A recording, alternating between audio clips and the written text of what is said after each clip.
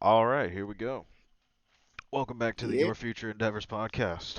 I am Diavolo, I'm Lunchbox.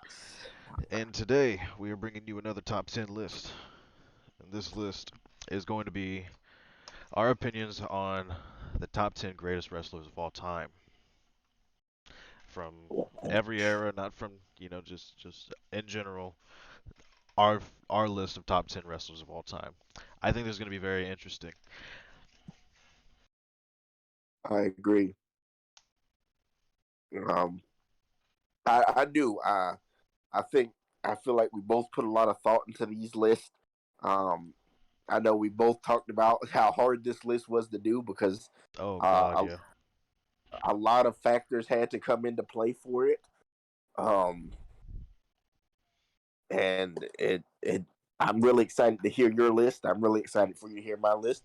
Yep. Um, um, actually, before we get there, I have a few honorable mentions before we get to our main list. Okay. Okay. And I'll give brief explanations. I won't go too long into it. One honorable mention is Mr. Kenny Omega. Okay. Uh, I I have no doubt that Kenny Omega is one of the best to ever lace up a pair of boots.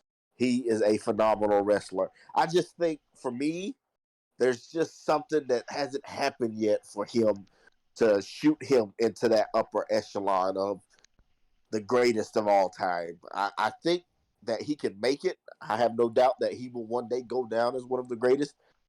For me, I don't think it's happened yet. Yeah. Um, I have no doubt that he's one of the greatest going on right now. I just don't think he's hit that point in his career yet, where he goes down as one of the greatest of all time. But I do think he'll reach it. Don't get me wrong, people listening. I do think he will reach that point. Um, Another one is Eddie Guerrero. Yes. Um, the only reason I didn't put Eddie Guerrero in my top 10 is because I feel like um, his time at the top was so short compared to a lot of these other people. He was taken Um, from us way too soon. We didn't get yeah, to I see feel it like fully. exactly. Like I feel like when he hit his peak and he was doing his best stuff and he was on top of the world, he got took from us. So I just wish there was more. I mean, of course, you can go back to his WCW days and all of that, but I feel like when he was at he's performing at his best, he got taken away from us. Yeah. And uh, that for me is the reason he's not in my top 10. I just wish there was more of him for me to watch. But he was a great wrestler. Almost every wrestler that's ever been in the ring with him has nothing but great things to say about him. Uh, Yeah. I, Yeah. I, I I I agree with just that don't so think much. for me. Like I just it's so yeah. hard. It's hard because he was taken from us so soon. And then for me personally, like I wanted to put him on the list, but I felt like me doing it would be a bias because he was like one of my favorites, and like for the same reasons, like I kind of had to leave him off, just because it's like we didn't get to his time at the top was so short, even though his build up to winning the WWE Championship was probably one of the best we've ever seen, um, in that run. And all that time he spent at the top and like the feud with Rey Mysterio and all that. It was Yeah. yeah, those he was gone too soon. Gone too soon for sure. But yeah, it was hard not to. I wanted to put him at number 10, but I felt like somebody else that's actually still active deserved to be there. So I agree. Another one of my honorable mentions is Rey Mysterio. yep. Um, I say I say this because all high flyers in the wrestling business today are children. Not physical children, but they are offspring of Rey Mysterio. Like you can't watch a high flyer and not see Rey Mysterio. Rey Mysterio changed the high flying game, you Yeah. know, Greatest and luchador he's of all time. still and he's still going at it, and he can still do a lot of that stuff at his age and Hmm. after all this time in the wrestling business. Um, yeah, and I have three more honorable mentions. I'll go through them real quick. Andre the Giant. Okay, Um, good one. Andre, I really struggled with. I went back and forth about putting him on the list because all giant wrestlers, they all are compared to Andre. All of them. Yeah, Omar, Big Show, Kali, any big wrestler that's ever come through the wrestling business, Andre is the measuring stick. Um, very few have lived up uh, to it too. exactly. Like even with Big Show, Big Show has had a great career and stuff. He's a multiple time world champion, tag team champions. He's won more championships than Andre ever did, but Andre is still the measuring stick. When Yeah, you think of a big man wrestler, the first man that comes to mind, even all these years later, is Andre.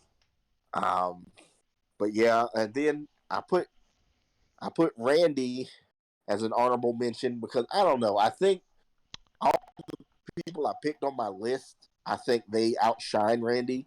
But all all of the people that have ever been in the ring with him talk about how good he is, like how talented he is, how smooth he is in the ring, like how good he is, and that's why he's an honorable mention.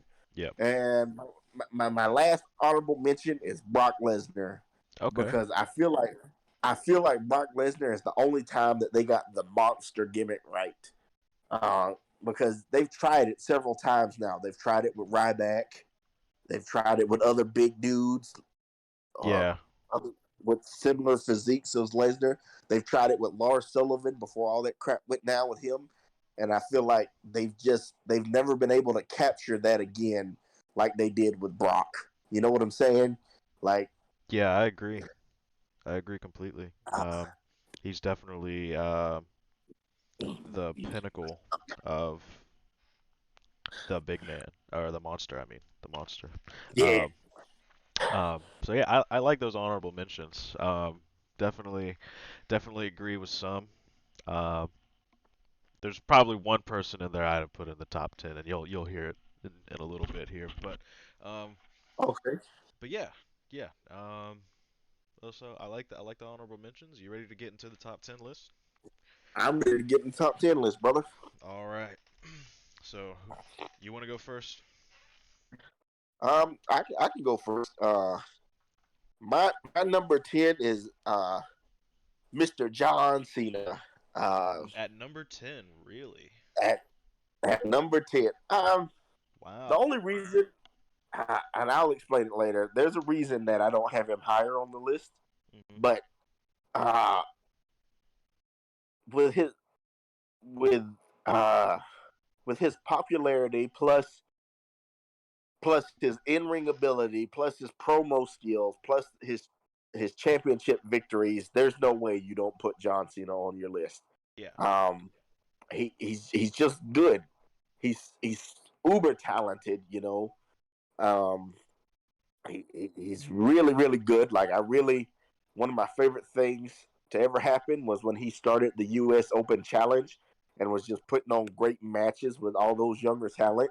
Yeah. Um, like I really enjoyed that. You know, the only reason he's at number 10 and not higher is because I feel like there was a dull period there when people were getting sick of John Cena, Yeah. and like there was a couple years there where okay, I'm tired of you because uh, because he was always at the top of the card, and his matches they all kind of looked the same. They weren't very spectacular.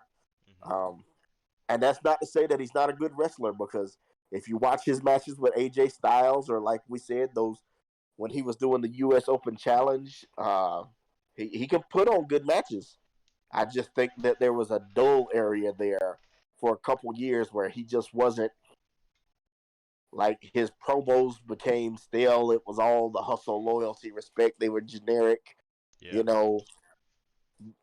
But I feel like he did overcome that and he got back into his groove, and he deserves his spot. I mean, the man's a 16-time world champion, and probably For a most reason. likely, yeah, like he's arguably the most popular superstar of all time. Yeah. Um, there's only one other guy on, and he's on my list that I would say was probably more popular than Cena is. But I think sales wise, I don't think anybody's ever had their merchandise sell the way Cena's does.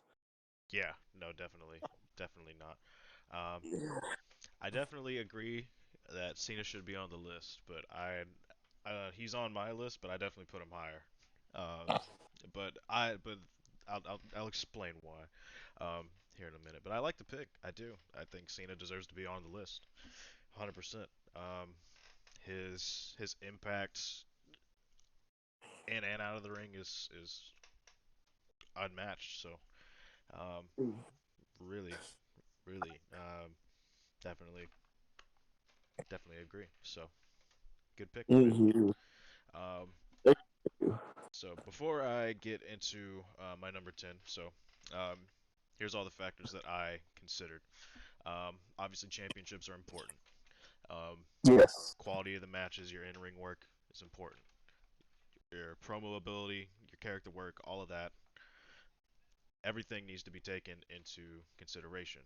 Um, even as far as like things outside of the ring, is like as like impacts you've had on a generation, and stuff like that. So I really tried to narrow it down to 10. This was hard.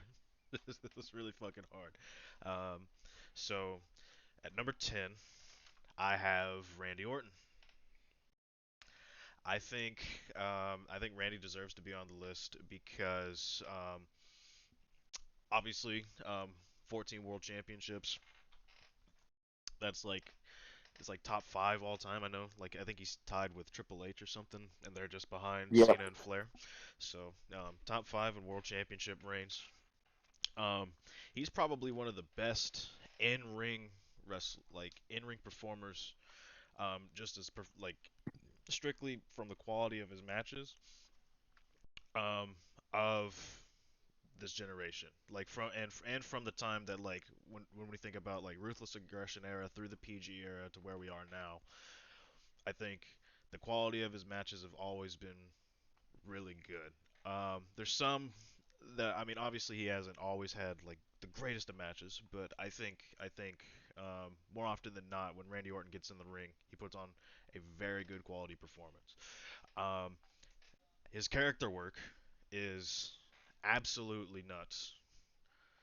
From the Legend Killer gimmick, um, I mean, let's just be honest. Like that's probably one of the best gimmicks we've ever seen. Um, and he executed it perfectly. Even whenever he brought it back for a little while, started kicking people in the head and whatnot. It was very good work. He is one of the greatest heels um, ever, in my opinion. And he's really good as a face as well. His work here with like RK Bro, for example, is Mm-hmm. proof of that. Um, and so I think given all the factors that I considered when making this list, it would be a disservice, in my opinion, to him to not put him on the list, especially because he's already had such an illustrious career, and he's still got some time to go, and I think he has time to even climb higher um, than where he's at. But I definitely think he deserved the number 10 spot. I like that pick, and you know what, you got me thinking when you explain it like that. I can see why you picked him. Um, because you're right. He's an incredible in ring performer. He's good on the mic. He is a very good character worker. Um, like when he was in the Legend Killer Viper mode, and like you said, was kicking people in the head, and just like he was a very like demented character. Like there wasn't many things Randy wouldn't do to get what Randy wanted. Like you just despised him, and that's just how good he was. He knew how to make you despise him. Yep. Um, so I do. I really like that pick. Thank you. Thank you. I appreciate that. So yeah, that's number 10. Your number 9, good sir. My number nine, my number nine is Bret the Hitman Hart. Nice. Uh,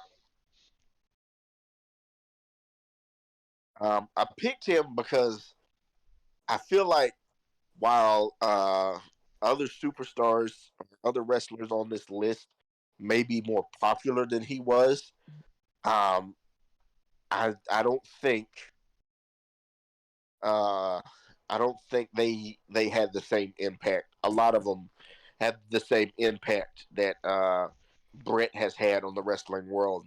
Like Brett was such a great technical wrestler.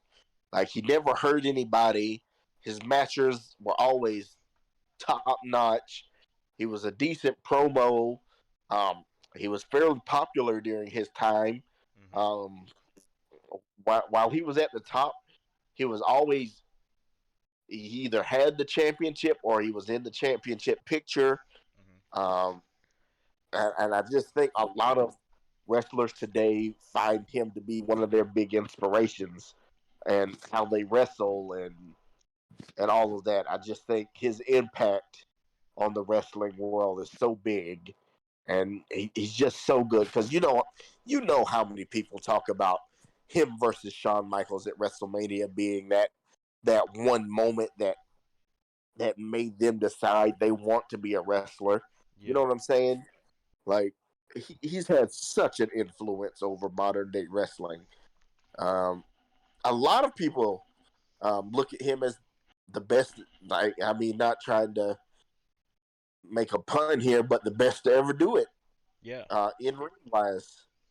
And I feel like the only reason he's lower on my list is because his career was cut short by, of course, Oldberg um, Yeah. kicking kicking him in the head and ending his career.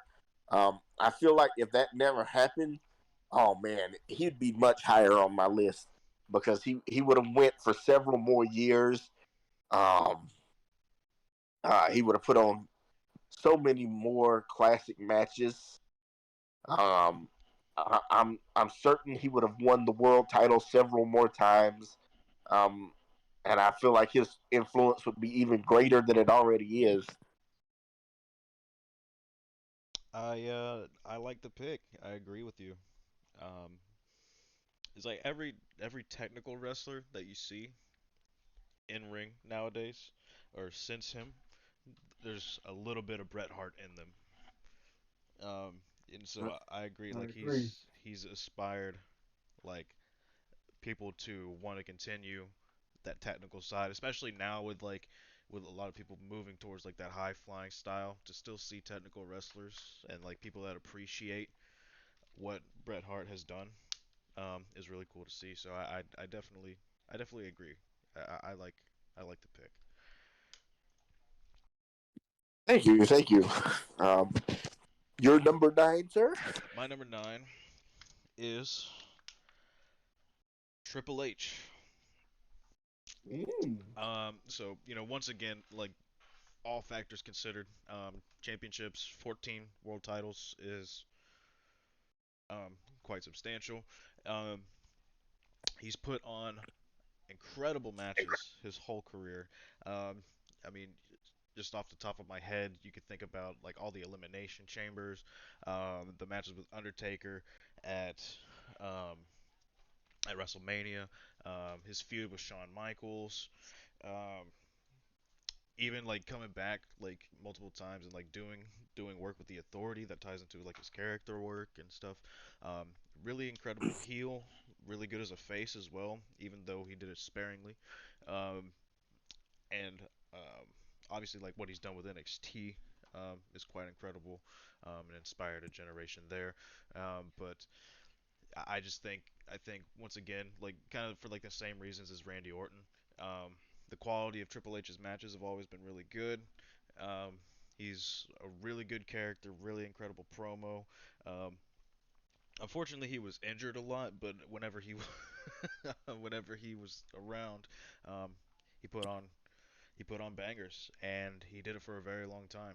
I didn't even mention his work with DX, so like Evolution even. So I mean, there's just a laundry list of reasons why I think Triple H deserves to be on the list. And I think he fits in really well at 9. Um, Simply because the only reason I didn't put him higher is because I think other wrestlers have had more of an impact on wrestling than he has, but I definitely I, think he deserves to be on the list. you know what? That makes me regret not putting him on the list because you know what? You're right. He's he's he's a damn good promo. Like, Hmm. oh man, whether he's a good guy or a bad guy, he can have you rolling, laughing. He can have you hating his guts. He can have you where you want to see him just beat the unholy shit out of somebody else. Yep. He's a great promo, and you're right. He's a great character worker because you think about where he went from when he started as the preppy guy.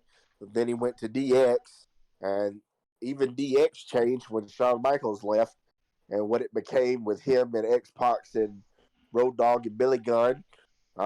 To his early days as WWE champion with China on Stephanie McMahon, Hmm. to Evolution, to the reunion of DX and how DX evolved from what it originally was, but was still able to be funny and get over with the fans, and his multiple times as champion.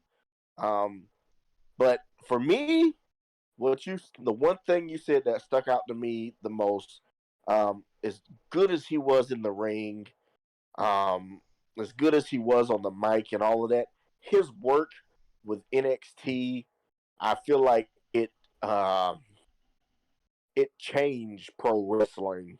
I agree. Um, I think it made a lot of fans realize what they wanted from pro wrestling in the future and what direction pro wrestling should be going in, which is sad to see where it is now. How Vince has basically stripped it down and changed everything about it. But Triple H's work with NXT is second to none. Everybody that worked with him on NXT has nothing but high praise for him. From Bayley to Sasha Banks to Charlotte to Adam Cole. Um, I mean, even people that have left WWE since their time in NXT, none of them ever really have anything bad to say about Triple H.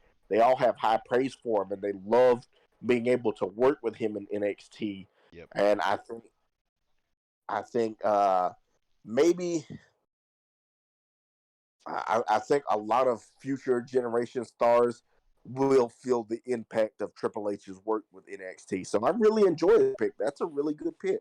Oh, thank you, sir. Yeah, yeah, I really think his work with NXT, like, and to your point, like you said, like it made people realize what they wanted from pro wrestling, and a lot of people want Triple H to be a part of that, because they seen like it was for a long time people were, and still even people are clamoring for him to take over once Vince McMahon retires. So, Oh, um, oh yeah. I so feel like Triple H has a mind for the wrestling business that's second to nobody. I think Triple H has a love and a mind for the business that is greater than anybody else I've ever met. He knows it like the back of his hand. He studies it like, like I can see him, like you think about football players and mhm. how they're always studying real and stuff about their opponents and stuff. I feel like Triple H literally sits down and watches hours of wrestling, studying how to do stuff and how to make stuff better, how to be a better storyteller, how to help others be better storytellers and in-ring workers. Yep. Like he he just has a great love for the business and a great mind for it. I don't think anybody else has a better mind for the business than he does. Um, and that's saying a lot considering how great AEW is and how great the people in AEW have been since they've been around, and the storylines and matches they put up. Um, But let's be, but yeah, let's be honest though with AEW, like they have a really good collection of minds. Like Triple H was like the mastermind of NXT. It's exactly. like he had like obviously like he had some of his right hand there, like Shawn Michaels was a part of it and whatnot. But it was a very small team, whenever NXT was like at its peak. It wasn't like a whole lot of people. AEW has a really good collection of great minds, well as Triple H was the mastermind of NXT. And he Exactly. fucking and he fucking murdered it. He did. I agree. So that's a fucking great choice. I wish I would have put him on my list now. Now that we talk about him, Yeah. because that's a really great choice. You know, Well, I appreciate that. Thank you. Anywho, number 8. What is your number 8? my number 8 is the phenomenal one, AJ Styles. Wow. Okay. Um, Okay. a lot of people might be shocked by that. You call AJ one of the greatest? Yes, I would, because AJ, um, in the ring, I think AJ is second to nobody. Yeah. Uh, his in ring work alone, for me, I feel like puts him at the top of the list. Not the top of the list, but on the list. Like he's so smooth. He's so good in the ring. He's such a great storyteller when he's in there. Hmm. Um, his matches will have you on the edge of your seat from beginning to end. He's just so good when it comes to in ring work. But I think for me, the biggest reason I put him on my list is because as popular as AJ Styles is, he did all of that without the WWE. He True. got to where he got to where he is without the WWE. Like Yeah. he didn't come to WWE until later in his career, and he had already made himself a name worldwide. Yeah. The I majority of his I feel career like was spent in TNA or Impact and New our Japan. new exactly I feel like AJ was already a household name, and he did it all without the help of Vince McMahon or Vince McMahon's company. Yeah. Like when he came in, he was already as popular as he is. I don't want anybody thinking, "Oh, the WWE made AJ Styles." No, AJ Styles made AJ Styles. Like, go back and watch his work in TNA. Watch his work in New Japan. Just how good he is, and I feel like AJ Styles will be the next generation of wrestlers, Shawn Michaels. Like Yeah. when you hear the in 5, 10, maybe 15 years, these new young dudes coming up, I feel like they're gonna talk about AJ the way they talk about Shawn. Um, because he's just that good. And I think it's insane that he is as popular as he is, and he did it without the help of the WWE. I think that's incredible. Not, I don't feel like a lot of talent can say that because uh, I'm a victim of this. I'm I'm certainly guilty of this. A lot of these guys, if it wasn't for AEW or WWE, I wouldn't know who they were Yeah. because you, they don't get TV time every week. Hmm. Now, a lot of them they're wrestling in high schools and gymnasiums and stuff like that, and that doesn't mean they're not good. It's just they haven't had The exposure. uh, the exposure or the platform to get over the way the well known wrestlers have. It's not that they're not good or anything. Um, it's just they haven't, like you said, they haven't had that exposure. But AJ managed to get himself the exposure without the help of a super major company like the WWE uh, or AEW. And a lot of people will be like, yeah, but Impact's a major company, but you got to think about AJ's time in Impact. When AJ first came to Impact, Impact was a little known company. Nobody really knew about Impact, Yeah. but A, And even then, AJ helped.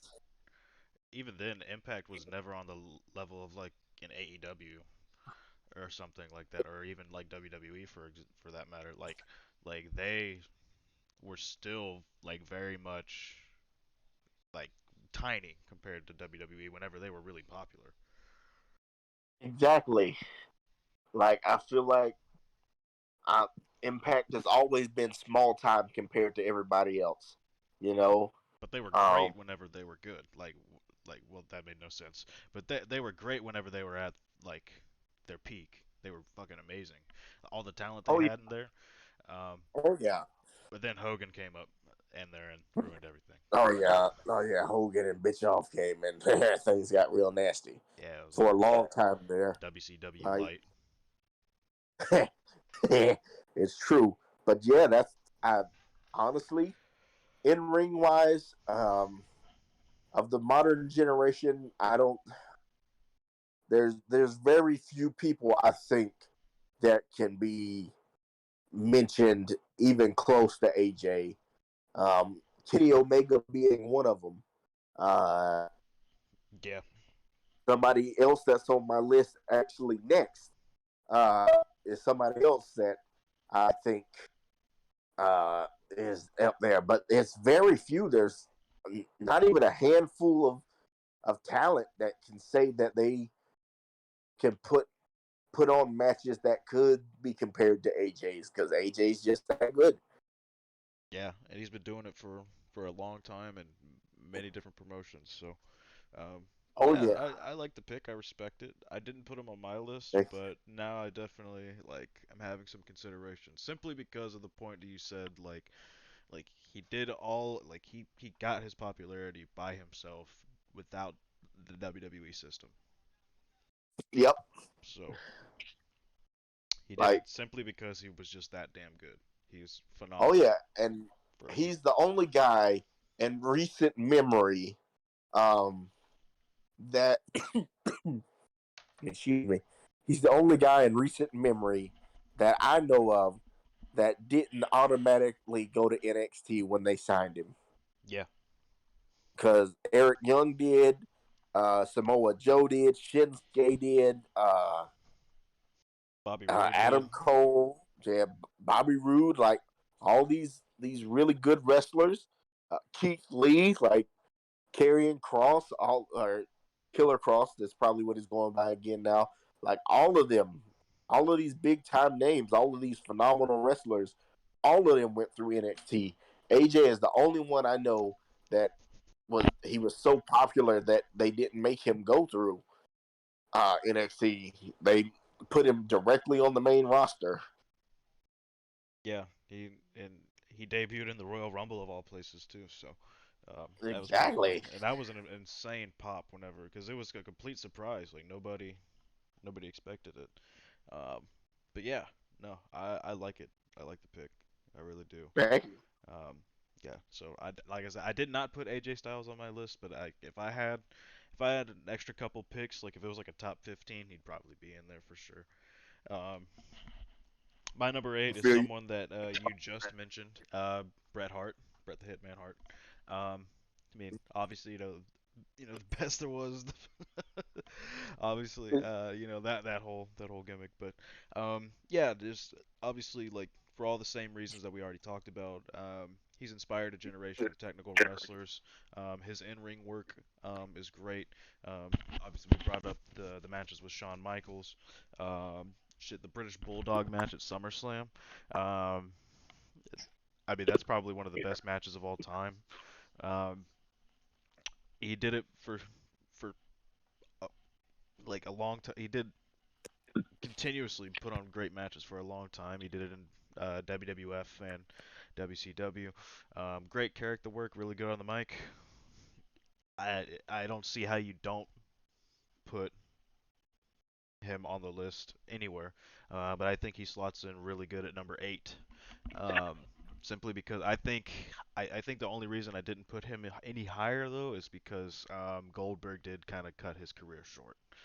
Yep. And we didn't get to see more of a body of work, but the what we did get from Hitman is absolutely legendary. So I definitely think eight's a good spot. I really like that choice, as you can tell, Hmm. because he was like there's a great argument for him to be called the greatest. Yeah, Um, like the biggest reason, like like for yourself, for me, that he's not higher on the list is because Goldberg cut his career short. I feel like if that never happened and we got another 5, 10, maybe 15 years out of him, there'd be no doubt in anybody's mind. I feel like He'd be top if three. he, yeah, like I don't know if anybody could argue that they were better than him, um, if he had wrestled that much longer. Yeah, no, absolutely. So, um, yeah, I don't think there's really anything else we need to say about Hitman other than like obviously like best there is, the best there was, the best there ever will be is uh Yep.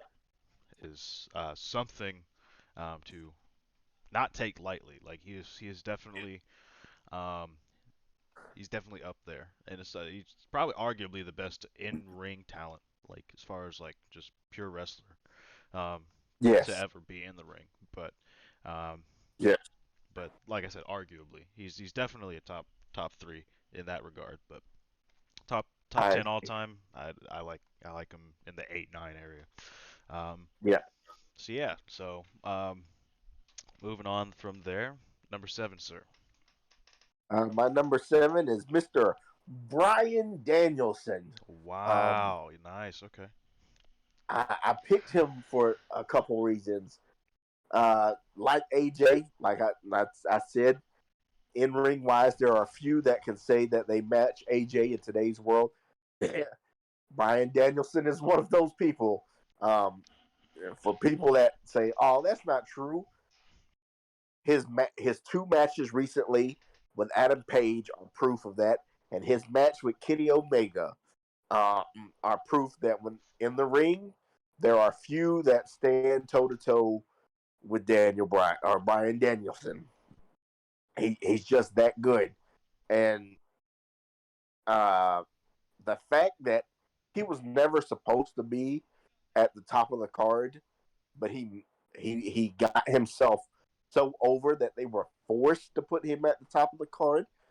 Like, I don't think people realize how amazing that is because you know usually when Vince decides that you're not the guy, you're just not going to be the guy no matter what you do, no matter how good your matches are. There have been so many guys and even girls that have come through uh, the WWF WWE system that deserved to be at the top of the card, but didn't because Vince didn't like them or Vince didn't think they had the look. You know what I'm saying? Uh, but Daniel Bryan, even though he was never the handpicked guy and was never going to be the handpicked guy, uh, he got himself over. Uh, Made a system that was built against him work for him. Like, and his promos, uh, they're okay. I think he's a decent promo worker. I think there are a lot of people that are much better on the mic than he is, but I feel like he can carry himself in a promo. In ring, like I said, he's second to nobody. His matches are always so exciting. Seeing his chest get all red from the beatings he's taking, um, watching himself drop himself on his head, doing those drop kicks in the corner, um, sitting at the edge of your seat, watching him go toe to toe with the best in the world and put on the best matches you've ever seen. Um, and again, like getting himself over when he wasn't supposed to be over, Hmm. it speaks a lot.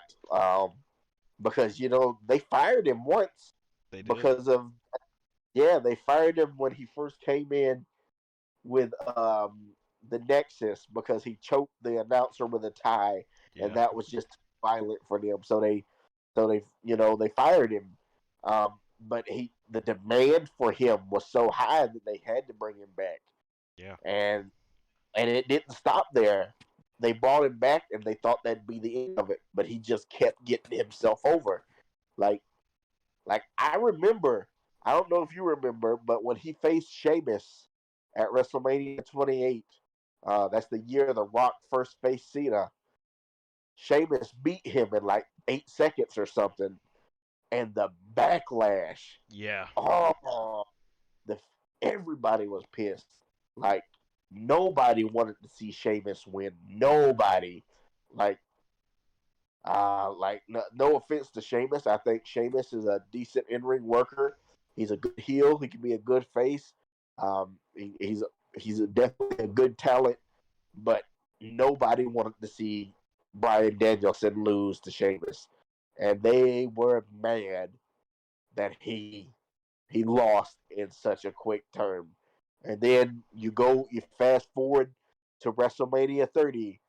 Um, Punk had just left.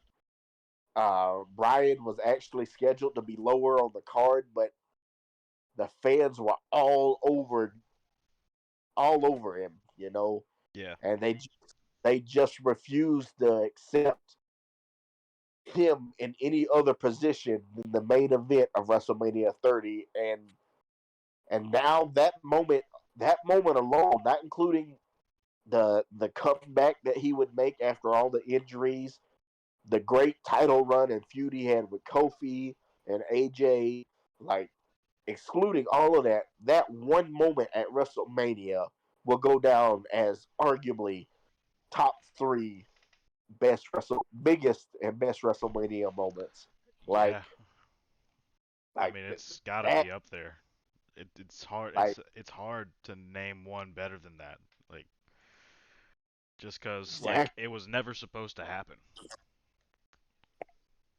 Like exactly. like It would like the fans forced it to happen. oh yeah, like I feel like that's the one time the fans were able to force Vince McMahon's hand. Like he didn't know what to do because like the fans just weren't having anything else. Yeah. They didn't want John Cena. They didn't want anybody else. They wanted at the time Daniel Bryan. That's what they wanted. Yep. Yep. And and for the moment to be as big as it was, like I, like that's the same night the Undertaker's undefeated streak was ended. Like the moment that took all the air out of the arena. I feel like if anybody else would have tried to follow uh, that moment, the crowd would have just been dead.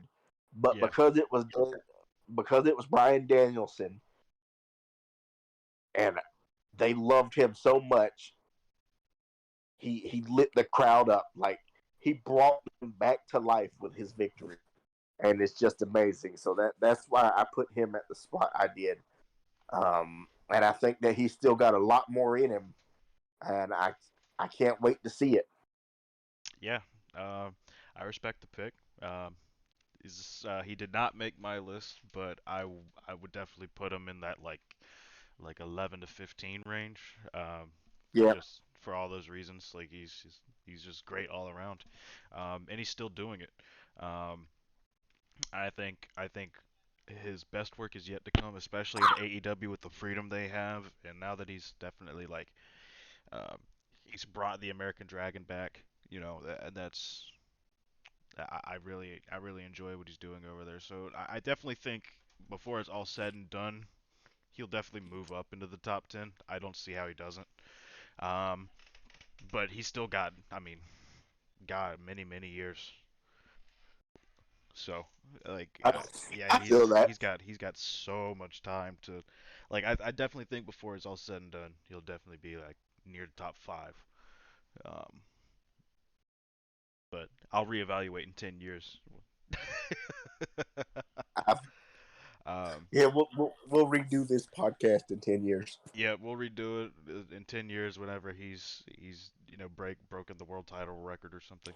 Um, but yeah, so um, really good pick. I respect it. Not bad. Thank you. Um, so my number seven.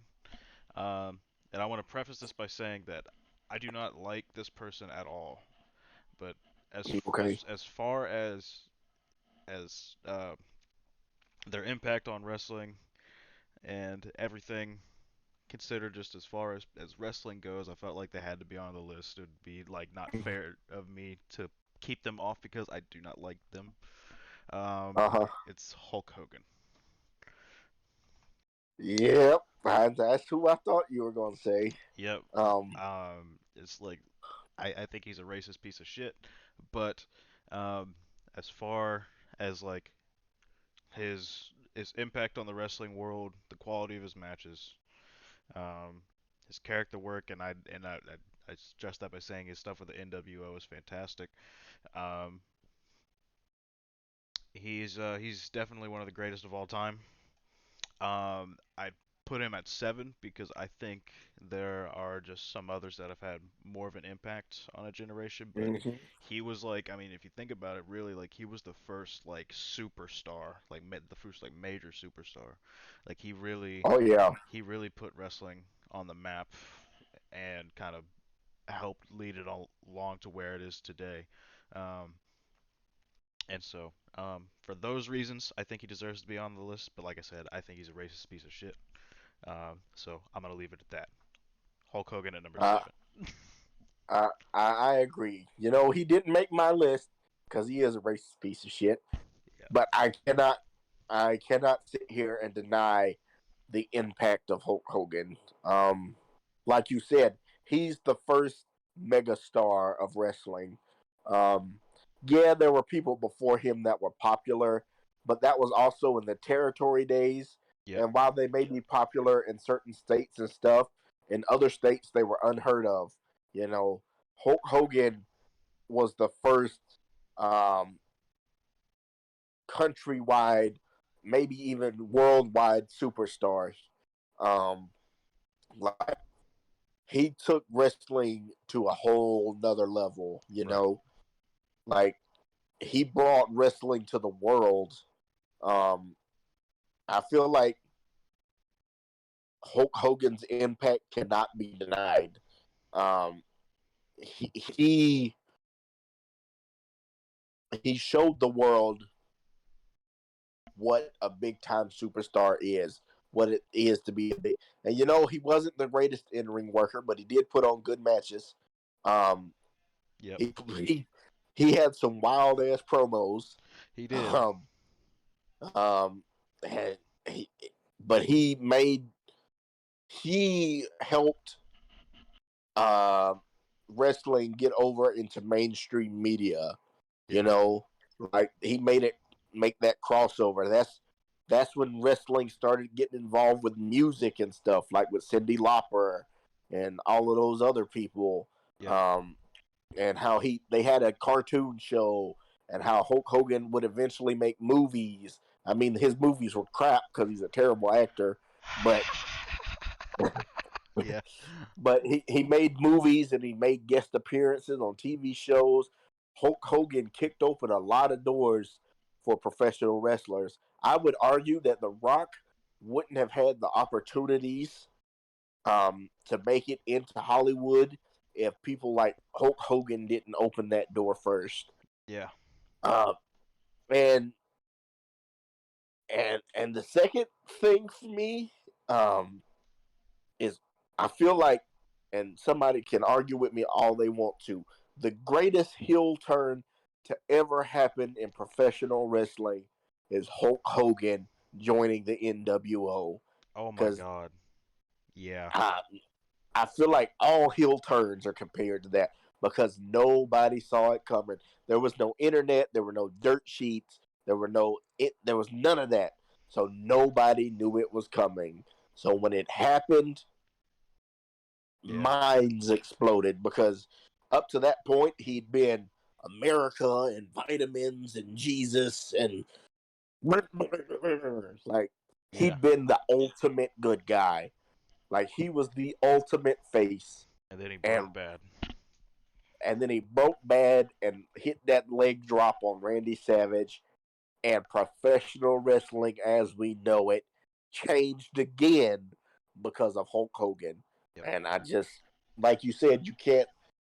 I mean, he is a racist piece of shit, but now I'm kind of regretting not putting him on my list because, like you said, there's no denying his impact on the wrestling world.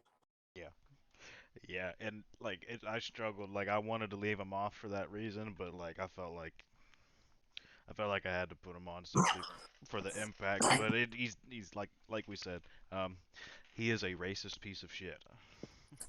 Like do not like let's not forget that he is a racist piece of shit. We have to reiterate that. I am not a Hulk Hogan fan by any means.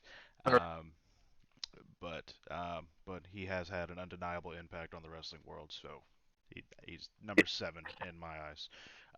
Moving on, number 6. What is your number Uh, 6? my number six is uh, Chris Jericho. Nice. Okay.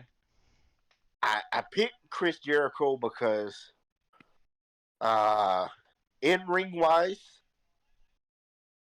I feel like there's maybe a handful of people better than him, but not many. He's really good in the ring, Yeah. and boy, his character work is so good.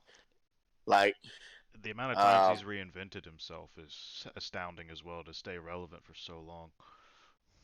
exactly. Like he's just uber talented. Like he really understands the wrestling business. Yes. And even though nowadays he can't perform the way he used to, he still manages to put on really good matches because his style, he's adapted his style to where even though he may not be able to do all the things he used to, he's got new stuff he could do that makes him still look good in the ring, makes his opponent still look good in the ring, and he's still able to put on those 4, sometimes 5-star matches. Um, and on the mic, there's I said there were a very small amount of people that were better than him in the ring. There's even fewer that can mess with him on the mic. He's just Oh my really God. good. Yeah. He's really good on the microphone. Hmm. My one of my favorite versions of him was 2008, 2009, uh, when he turned on Shawn Michaels and put Shawn Michaels' head through the TV, and he went all heel on us, and he was just giving excellent promos, excellent in ring work. He had a ladder match with Shawn Michaels back then. Oh That is, yeah. it's still one of my favorite ladder matches. It because it's just so good, and Jericho knows how to make you love him, how to make you hate him, how to make you love to hate him, Yeah. and hate to love him. He's just really good. Um, and his longevity, the fact that he still performs at that level 20 going on 30 years later, he's still that good. Yeah. It's Um, I, ridiculous. I and he's a several time world champion, the first AEW world champion, which shows you how much faith they had in Jericho and how popular Jericho is. That they were willing to put somebody in his mid 40s, headed towards 50, that they were willing to make him their first world champion, even though they had young talent like Cody and Kenny Omega and Hangman Adam Page and the Young Bucks and all these other really talented people. The Hmm. person that they handed the ball to take to get AEW off the ground and take it to the mainstream and to the next level was Chris Jericho. And it was the right And choice. I, I agree, and I think that speaks volumes about his in-ring work, his business, his business work behind the scenes, and just how good Jericho is all around. So yeah, that's uh, short and sweet. That's why he's my number six. Hell yeah. I really like that pick. Jericho is someone like along with Eddie Guerrero I wanted to put at that 10 spot. Um, but I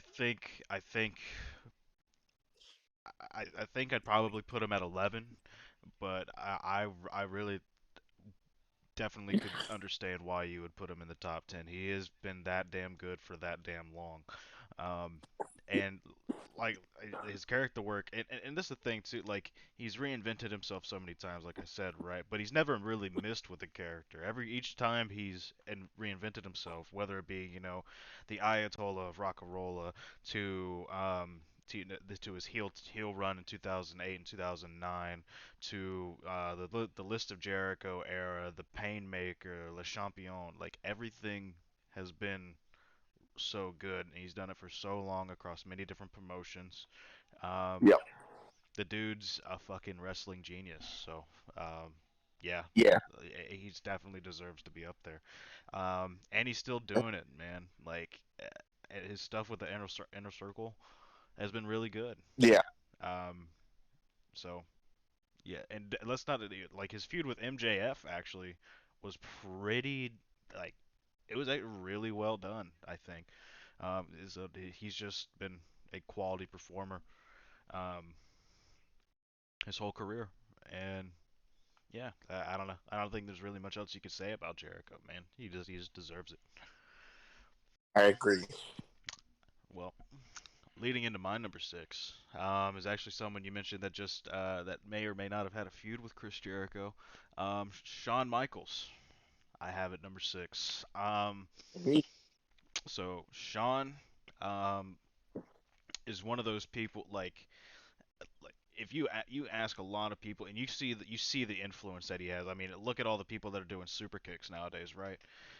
If you Yeah. ask the majority of people wrestling nowadays who they looked up to and like who inspired them, I guarantee you they're gonna say Shawn Michaels. Just ask Adam Cole, ask the Young Bucks, ask ask just about anybody. You see the influences that he has created um, across the wrestling world, and he's done it for so long. I don't even need to talk long on the quality of his matches. Oh no. Just, Like, I mean, I just Mr. WrestleMania for a reason. Like he probably has like five of the top 10 best WrestleMania matches of all time. Like let's be real here. Like if you wanted to debate it, you probably like he has a lot of really good WrestleMania matches. yeah. Ric Yep. Flair, Kurt Angle, Undertaker both times. I mean the list goes on and on and on. He he's done it for a long time. His character work. He was one of the most despicable heels in the business. He was also one of the most like angelic baby faces. You know what I mean? People um, would go crazy for him every time they saw him. Whenever he won the world title, um, that's one of like whenever he's sitting there on his knees crying, like that's one of the best moments of all time. And his work with DX, his work as the Heartbreak Kid, yeah, he is definitely without a shadow of a doubt one of the greatest of all time. I think I think you absolutely have to put Shawn Michaels on the list somewhere. And the only reason I didn't put him higher is because I think there are some others that arguably have had more of an impact and maybe some better character work. But HBK, as far as like in-ring performers and just definitely one of the best to ever lace up a pair of boots. And I can't think the last. I mean, the last time he had a bad match was because he came out of retirement at a Saudi show. You know what I mean? Yep. So, Yep. like, I can't name a time before that. So I definitely think HBK has to be on the list somewhere. Um, I really respect that pick. He's on my. I'll go ahead and spoil it. He's on my list somewhere. But like you said, there's. I don't think, and this might be my opinion. I'll keep it short because I'll say other things when I get to him on my list. But I'll say this: I don't think any other wrestler has had in ring wise, had the impact on modern day wrestling that Shawn Michaels has. Like Yes. you said, everybody and their grandma does a super kick nowadays, and we all know where that comes from. Like Yep. big men, small men, women, like everybody does the super kick, and that's directly influenced by Shawn Michaels. Yep. Like if anybody says, "Oh no, it's because I saw," you're lying. You're lying. You're lying. Sweet Chin Music is arguably the greatest finishing maneuver in wrestling history. It Yeah. like the way he pulled it off, the way he made it sound, it was just beautiful. And like you said, you can't really ask a superstar or a wrestler nowadays who influenced them the most without them talking about Shawn Michaels. You know, Exactly. yeah. So I really respect that pick. Thank you. Thank you. And I'm glad that you have him on your list. Otherwise, we'd have to have a Oh yeah, chat. Otherwise, oh yeah, oh yeah. otherwise. I'd have to. I'd be real dumb if I didn't put him on the list. Yeah. I'd be real dumb. Yeah. Yeah, that was like I'm very glad you have him on the list. Oh yeah, All right, but yeah, oh yeah. that's number 6. There's not really much else to say about HBK, man. He's definitely one of the greatest to ever do it.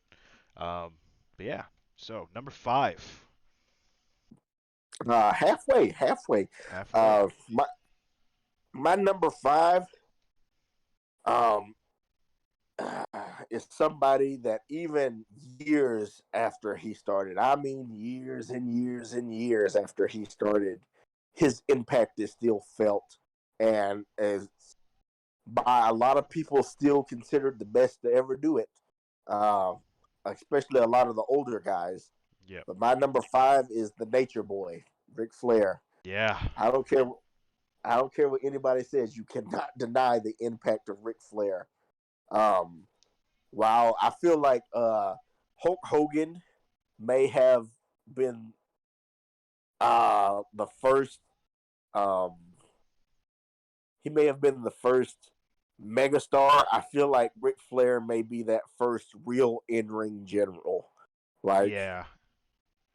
I feel like everybody, especially the older guys, like if you ask, speaking of the devil, if you ask Shawn Michaels who the greatest of all time is, Shawn Michaels will tell you Ric Flair is the best of all time.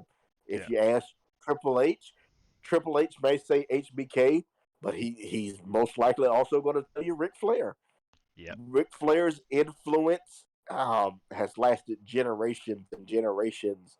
Like and like his impact on pop culture is ridiculous. Like there's been so many rappers that have Ric Flair in their videos because they're like, I remember growing up and watching Ric Flair talk about diamond rings and all these coats, and he always had this a nice suit on and all this nice jewelry, and like he inspired the lifestyle I live and you see in my videos.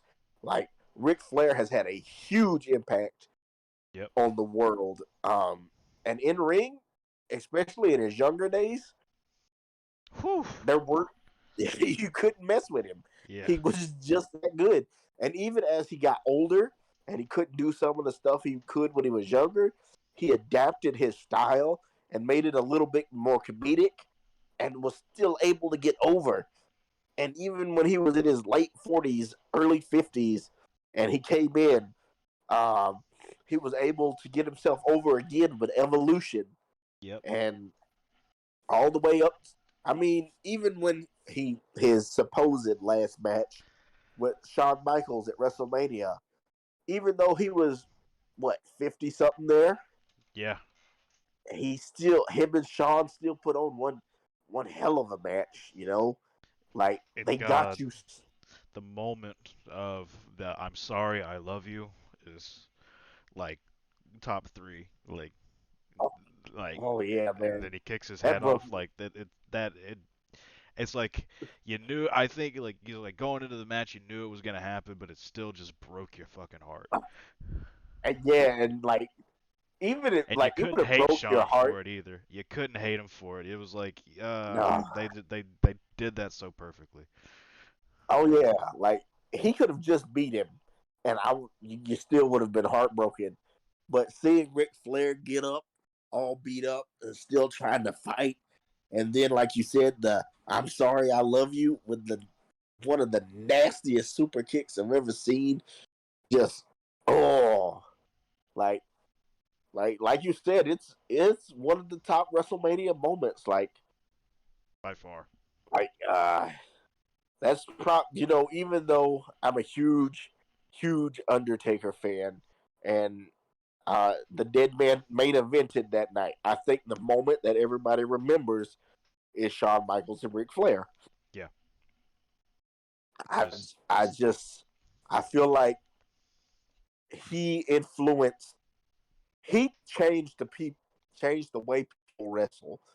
Like yeah. it wasn't going there and punch somebody and body slam them and just keep punching them and body slamming them for 5, 10, 15 minutes. Mhm. No, he went in there and he changed the way you tell stories.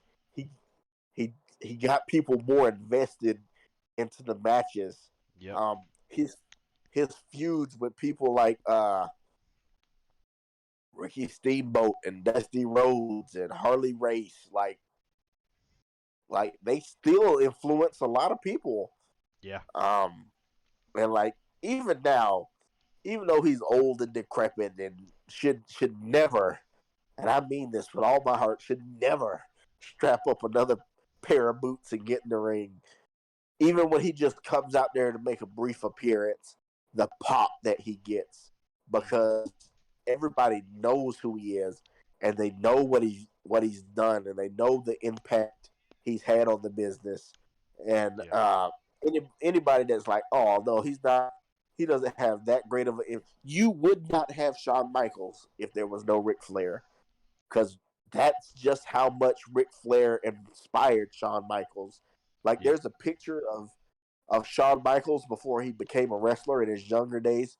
He's got this short haircut. He's got a nice suit on, and he's got a picture from a magazine of Ric Flair, and he's holding it up because Ric Flair had that much of an impact on his career or on his life. And I just think if you don't have it, I don't know. I think if you don't look at him as one of the greatest to ever do it, you're just crazy. You're just Yeah. crazy. I mean, even if he's not in your top 10, to deny the influence that he's had on the wrestling business is foolish. Yeah. Absolutely. Absolutely. Definitely agree with the pick. He is absolutely on my list as well. Um, I think I think if you are a true wrestling fan, if you're going to put together a top 10 list, Ric Flair is a staple. It is the one of the first people that I thought about whenever we decided that we were going to do this was Ric Flair. It was literally like one of the first two or three people I thought of. Like Mm-hmm. absolutely 100% on the list. Fucking his impact is undeniable. He did it for so long. The quality of his matches is crazy. Great promo work. God, Oh yeah, he was fucking insane on a mic, and sometimes literally oh yeah, just insane. He would just go oh batshit yeah. crazy, start wooing Yeah. everything, and fucking elbow dropping his jacket. I'll I'll never forget that segment with him and Jay Lethal Oh, this is when they're just sitting so there good. just wooing at each other. Woo, woo, woo. I just died laughing. Like It's so what? fucking good. It is so good.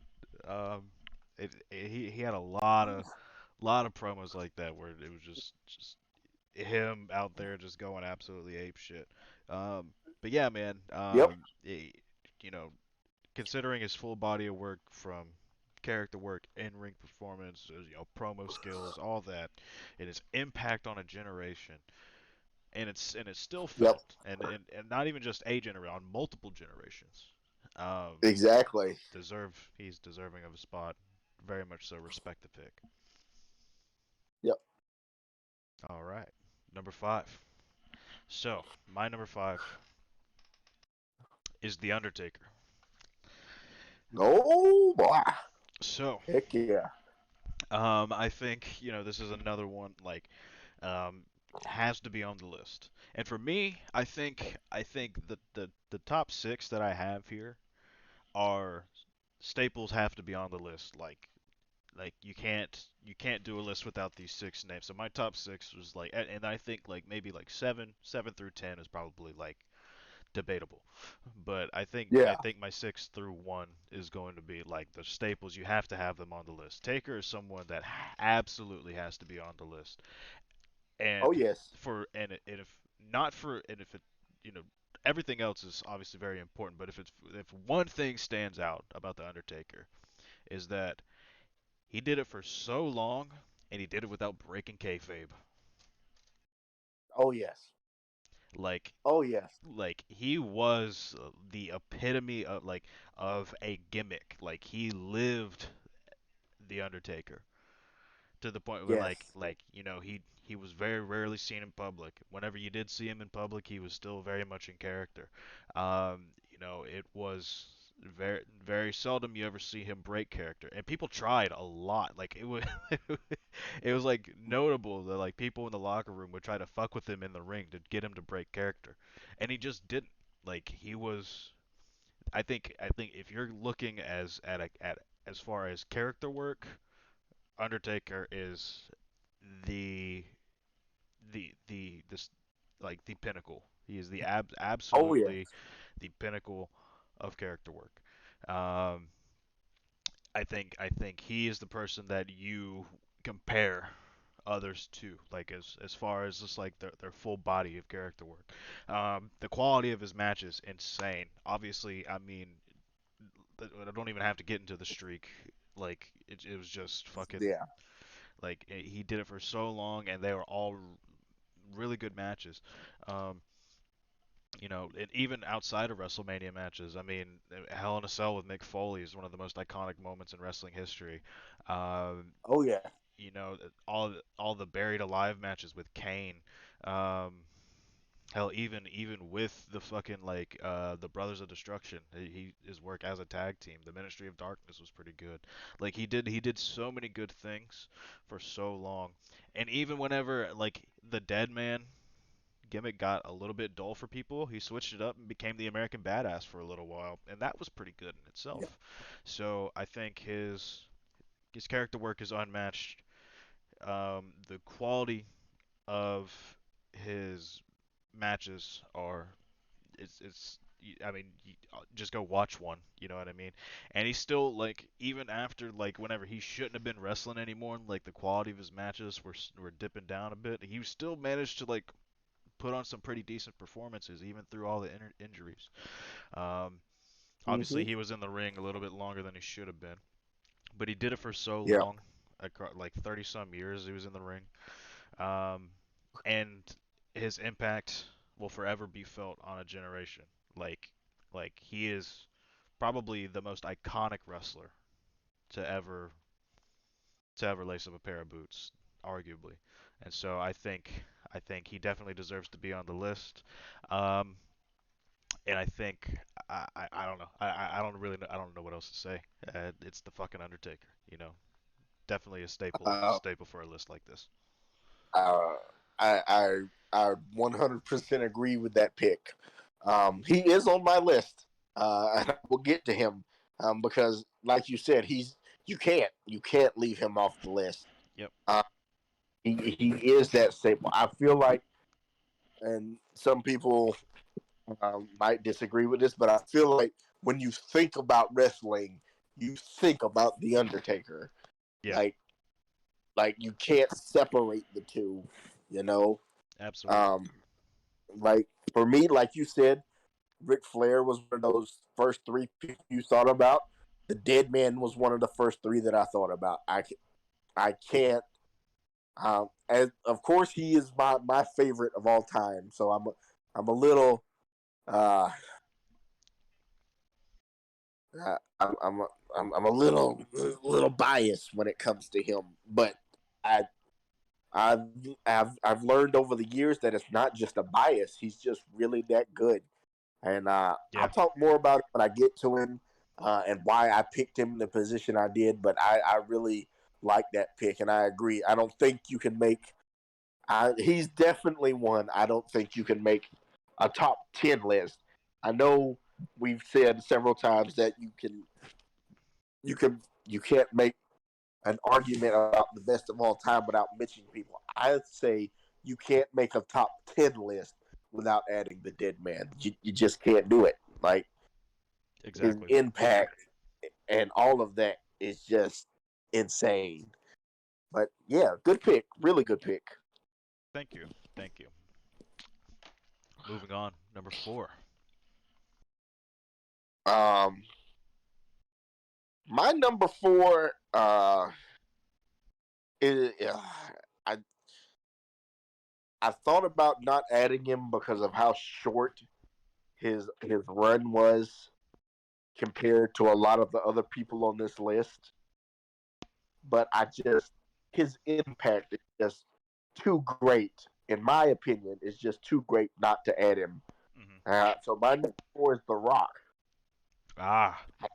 Yeah. He puts on.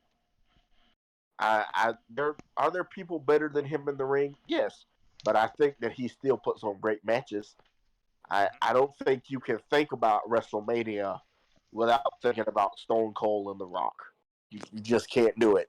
Like, Or even Hulk Hogan versus The Rock. or Hulk Hogan versus The Rock, or Rock versus Cena one, even though it wasn't the greatest match of all time, the impact it had is ridiculous.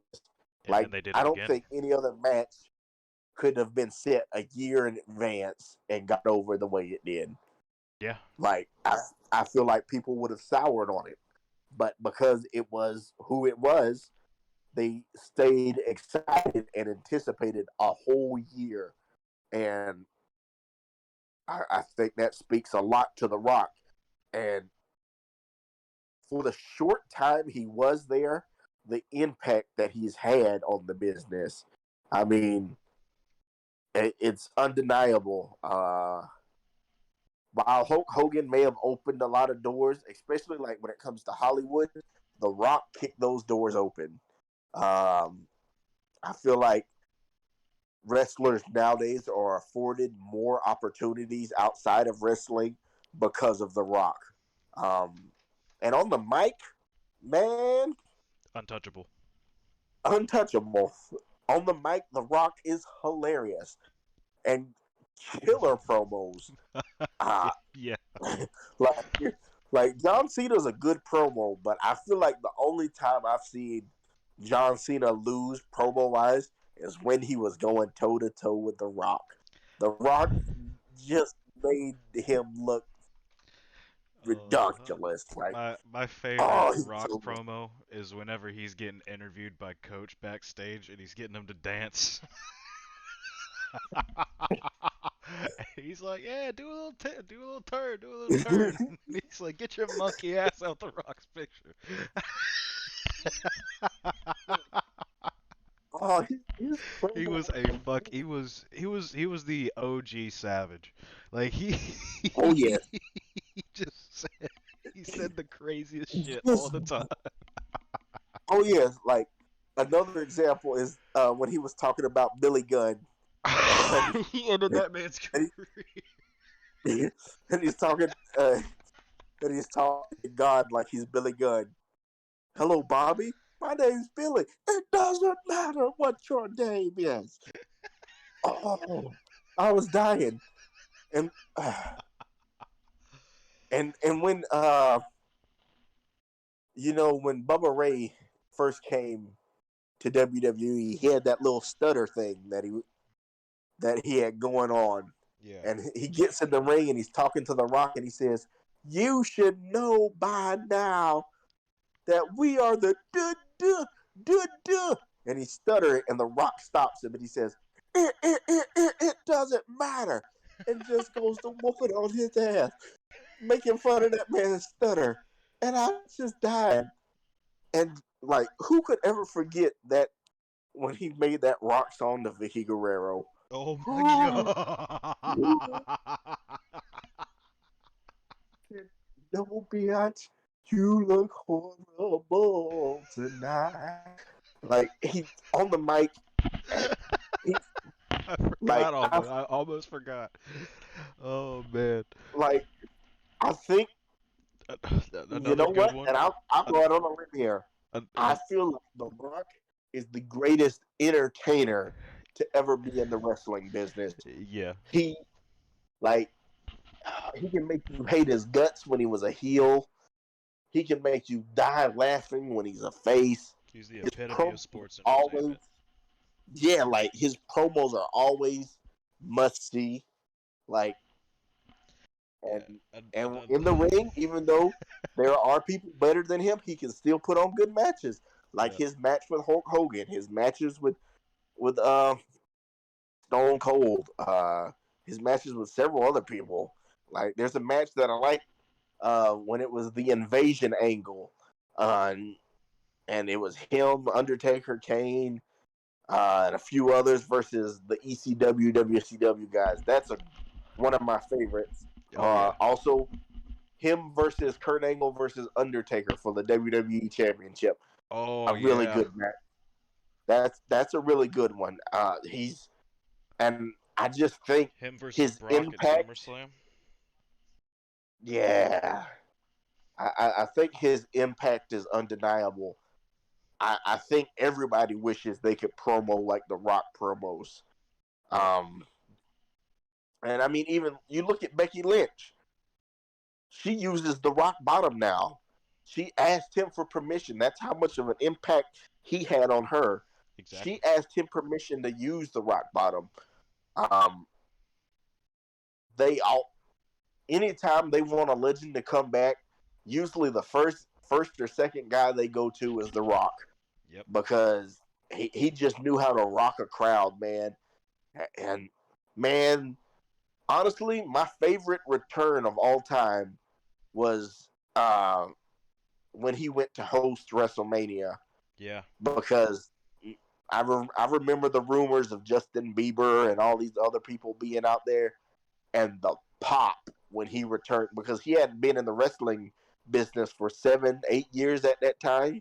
Mhm. Like he just, I mean, I think he did a video call once in a while, but as far as being actually there, it'd been like 7 years, and the pop, like that's still, in my opinion, one of the loudest, if not the loudest, reactions I've ever heard somebody get when they come back. And Yeah. like the fans love him. Every time he comes back, it's a good time. It's a fun segment. Um, and I just don't think you can deny, especially on a lot of younger wrestlers, today's wrestlers. I Mhm. don't think you can deny his impact on them. Um, Absolutely. I do think I do think there are other people that have had a greater impact, but I think on, like I said, on the entertainment level, I don't think anybody's ever been quite as entertaining as he was. Yeah, definitely. Um, I agree with the pick. He's definitely on my list as well. One of the people I consider like of the six that have to be on the list. Um, he's I'll talk more about him in a minute, but he's definitely on my list as well. So I respect the pick. Um, Nice, nice. so my number four is none other than Stone Cold Steve Austin. Yeah. So um, it has to be on the list, absolutely. Oh, Um, without a doubt. um, probably. eh, I don't know if you can call I don't know if you call him the greatest promo of all time, but definitely one of the greatest promos of all time, arguably the greatest. I'd probably give Yes. the nudge to The Rock in that area, but Yep. Stone Cold is a very close second. Very good in ring work, um, and some of his the moments that he's had. I mean, his feuds with Vince McMahon and The Rock obviously are very documented. The moment of obviously Austin 316, where he's bleeding from the face, screaming in the sharpshooter, um, Yep. just just so many things. And anytime you hear that glass shatter, Oh man. the crowd goes Chill. absolutely ape shit without fail every single time. Every time. Yep. He is definitely one of the best performers to ever lace up a pair of boots. Um, Yep. unfortunately, his career was fairly short.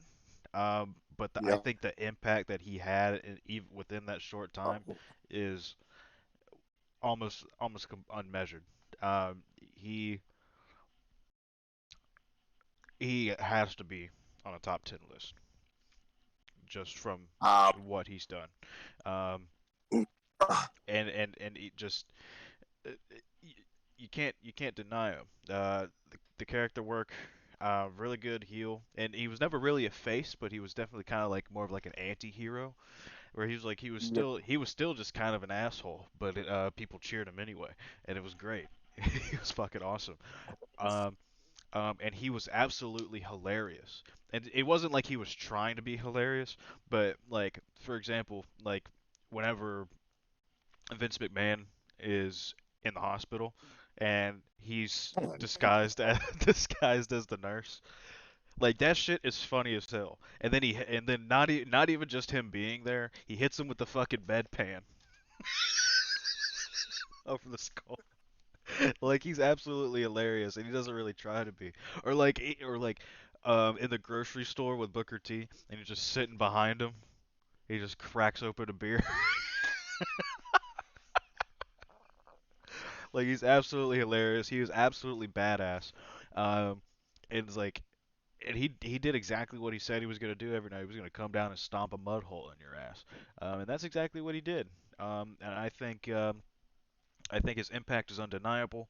I think he's one of the greatest characters of all time, one of the best in-ring performers of all time, and like like said, you can't do a list without including Stone Cold Steve Austin. I just yep. wish that he got to stick around a little bit longer, but um, damn it, Yeah. he was a fucking he was great while it lasted. So Stone Cold Steve Austin, number 4. I really like that pick. So much so that my number 3 is Stone Cold Steve Austin. You're right. You cannot make a list um, and not have Stone Cold on it. Just similar to The Rock, like you said, his career was short, but his impact. I don't know. I don't know if there's another wrestler in the history of wrestling that's had the impact of Stone Cold Steve Austin.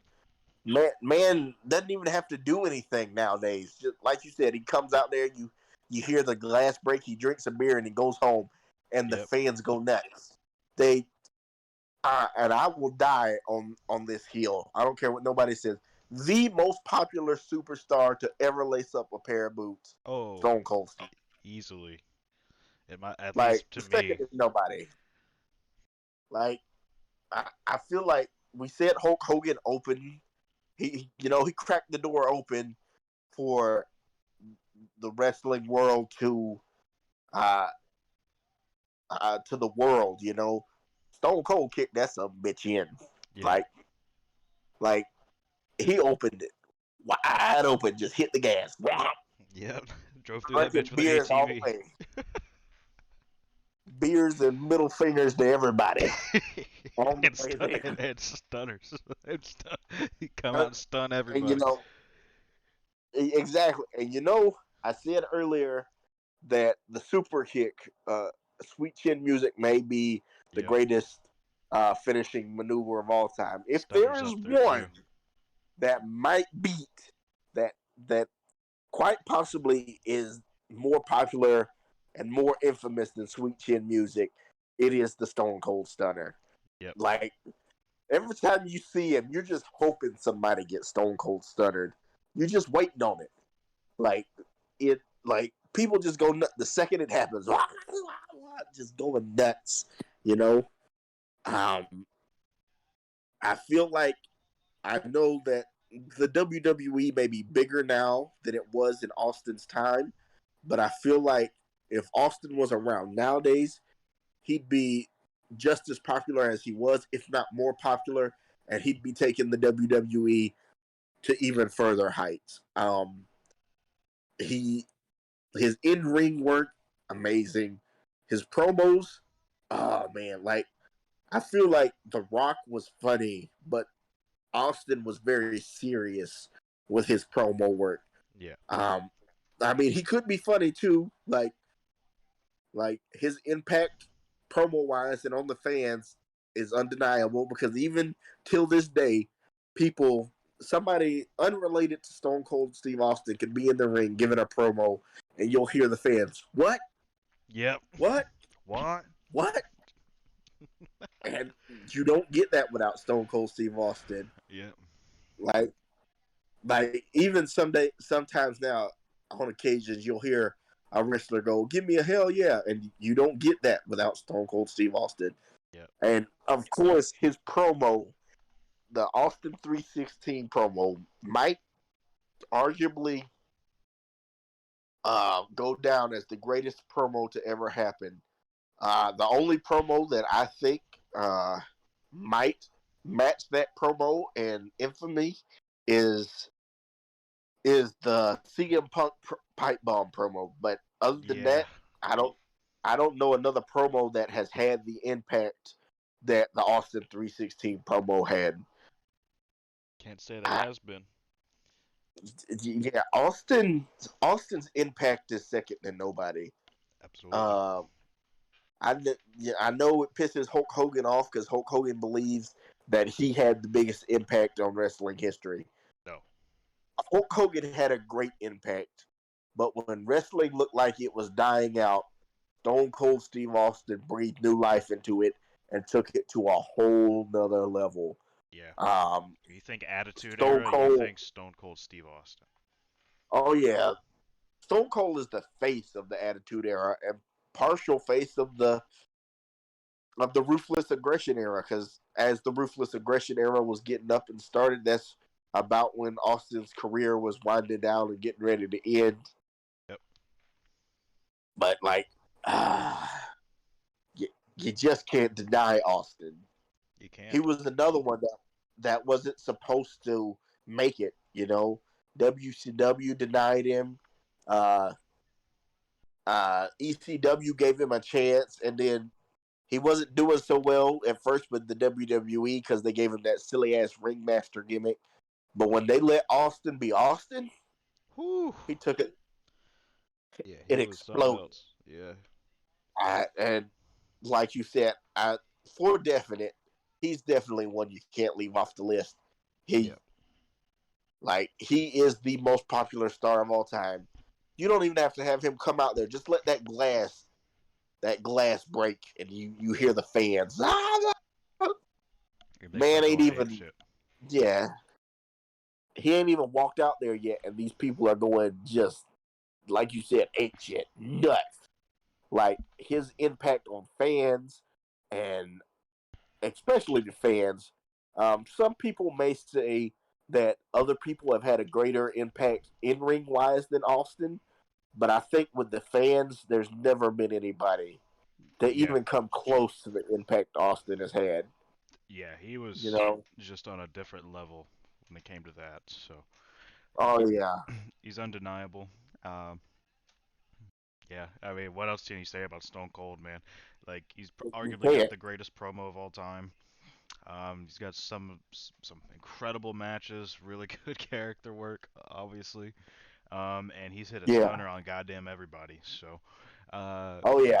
Everybody's got it. yeah, even even Linda McMahon Even Linda McMahon. has a stunner on her neck. So, so yeah, fuck yeah. I obviously respect the pick. You have to have Stone Cold Steve Austin on a top 10 list. Have to. You got to. Yep. Um, yeah, so that was your number. That was your number three, right? Well, That my was number three my number three. was someone we just talked about. It's The Rock. Uh, I feel like he has to be on the list. Um, and as far as that generation goes, and in the Attitude Era, I say Stone Cold was like the face of it, and then The Rock is right there as well. Um, I Yep. I think I think the only reason that um, Rock edges out Austin for me is that Rock, while his career was short, he did come back and have a really good run with the two WrestleManias against John Cena, which both were really good matches. And he had some really good promo work and stuff at that time. He just reiterated exactly why he was so great. Um, I, I I I don't see how you don't put Rock on the list. Incredible matches, his character work. I mean, obviously, like even before like the whole Rock thing and like the People's Champion thing, he was doing stuff at like the Nation of Domination, which was really good. So I mean, Yep. he's done it for so long, um, and God, like we don't even have to talk about it again. But like some of his promos, or not even some, just all of his promos are absolutely ridiculous. Um, one we didn't. One I was gonna squeeze in there while we were talking about it is you remember that promo wherever he's going down on running down everybody who's like in the elimination chamber. And he's like he gets to Rikishi and he's like I did it for The Rock. I did it Oh for yeah. The Rock. He's talking about the Undertaker. And he's like die die die and all that stupid crap. he's just Yeah. he's the epitome of sports entertainment. Um, Yes. and I think for that reason alone, he deserves to be on the list. And the only reason I didn't put him higher is because I mean, there's just two guys, in my opinion, that have to have number one and number two. Um, but we'll get to that in a second. I really respect the pick. The Rock, like I was saying, and you have just said, his impact is undeniable. He, while there have been greater in ring workers, I'll say it again. I don't think there's been a better entertainer Yeah, than The Rock. never. He Probably just never will be he again. had yeah no he just had the fans eating out of his hands. Like every word he said, like people were just hanging on to him. Like he his promo work and all of that other stuff outside of the ring has always been must see. Until this day, still holds up and is still so entertaining. I mean, I've watched some of those promos 15, 20 times, and every time I still laugh. Yep. Uh, Whenever we're he's done just, here, I'm probably gonna go smoke some weed and then watch a bunch of funny Rock promos. I can't blame you because he's just hilarious. Yep. Uh, I remember exactly the match you were talking about with all them dudes, and he was just cracked. He cracked on everybody. Yeah. I like another one of my favorite moments, and I remember I missed it when I was younger. I didn't find it till I was older. But he's talking to Stephanie McMahon, and he's like, it's her birthday, and he's like, "Happy birthday to Steph. You're a hoe with big breasts. So take the night off from cooking. If you smell what the Rock is cooking." Oh, tears, the So tears that fucking I good. had, just hilarious. Who else can come up with that? Or like when him and Jericho were going through that thing, and they were Oh, fighting off against Rhino and Stephanie McMahon, yeah. and him and Jericho are just riffing off each other, and they are just clowning Rhino and Stephanie McMahon.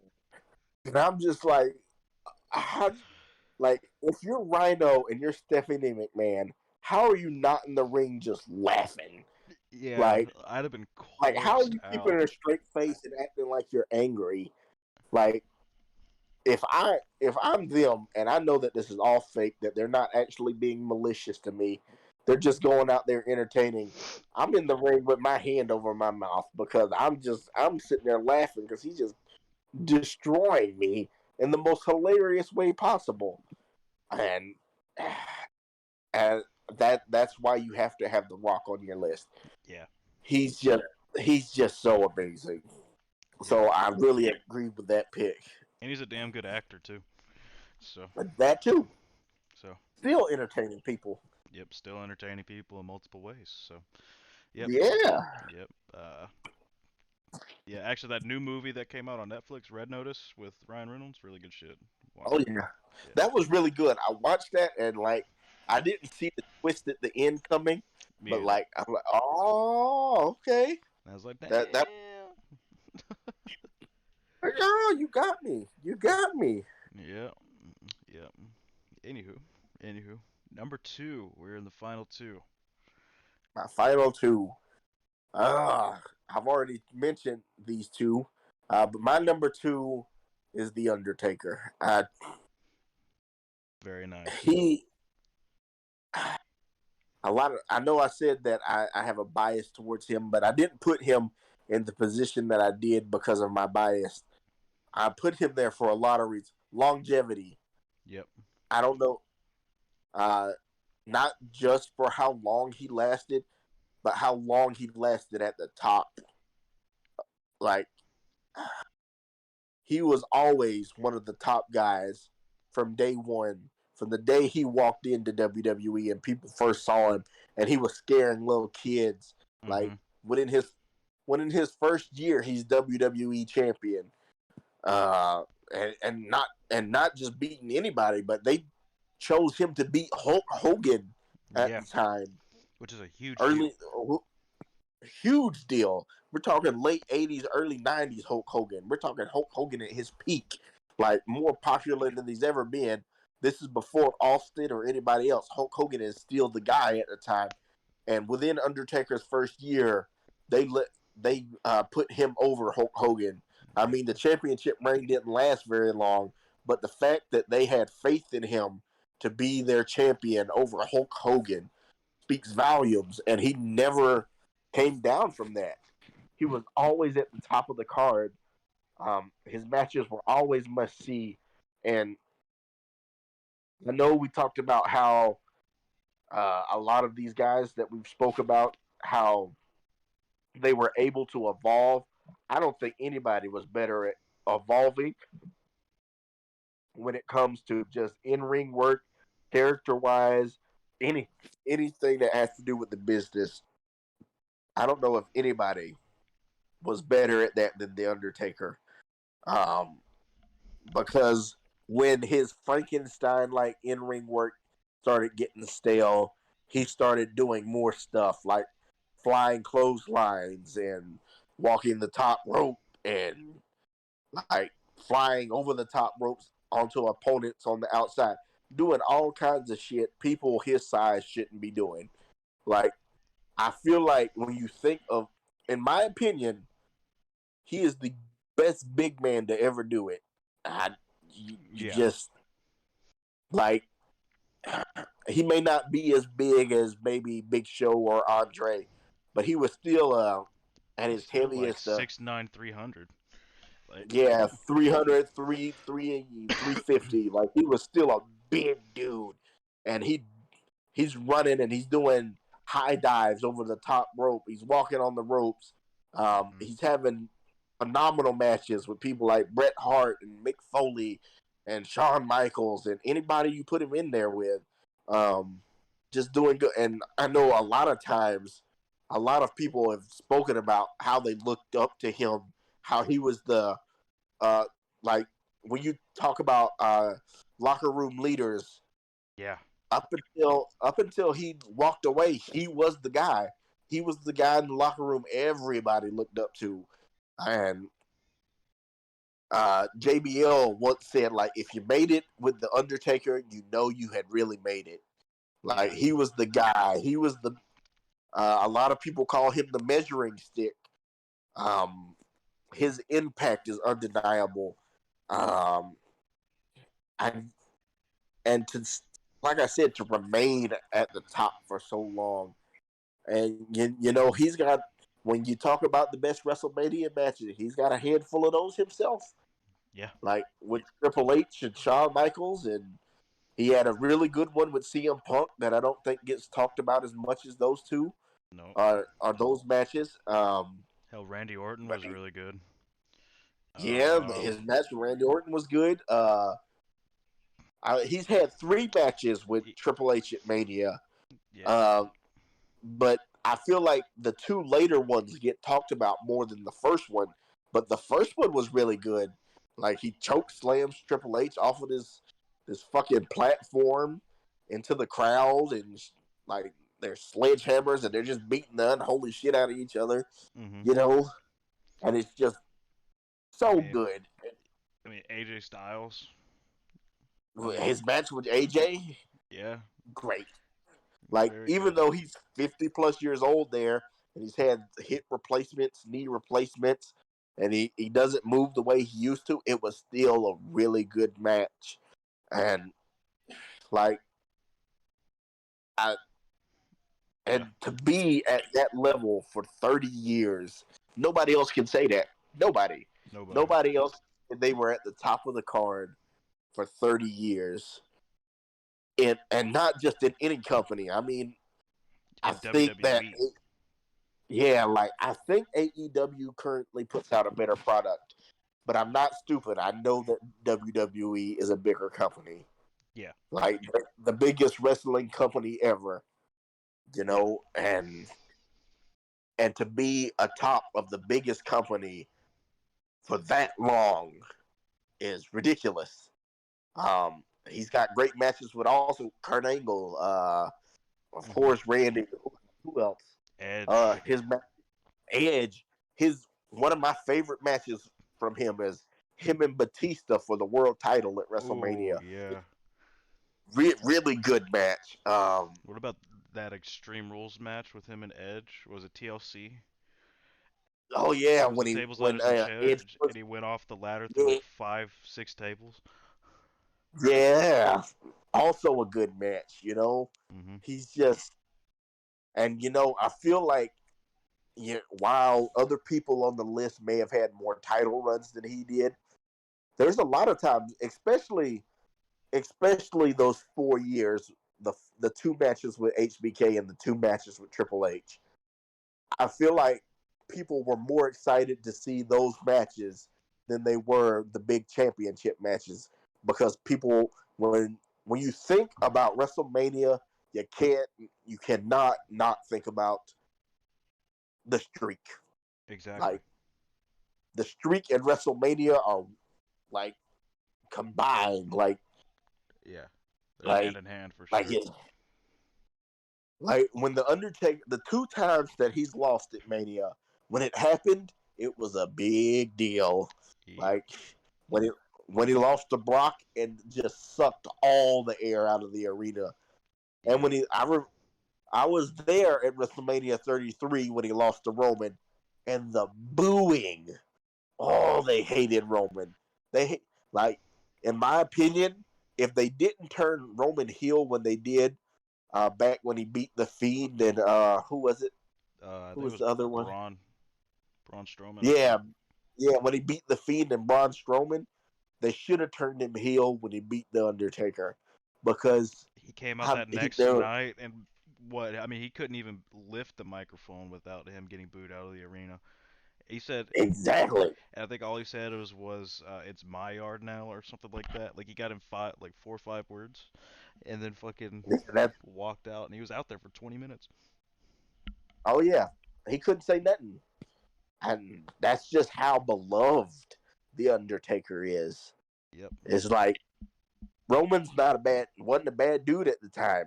Like in all circumstances, they tried to make the Undertaker look like the bad guy, but people weren't having it. They loved the Undertaker.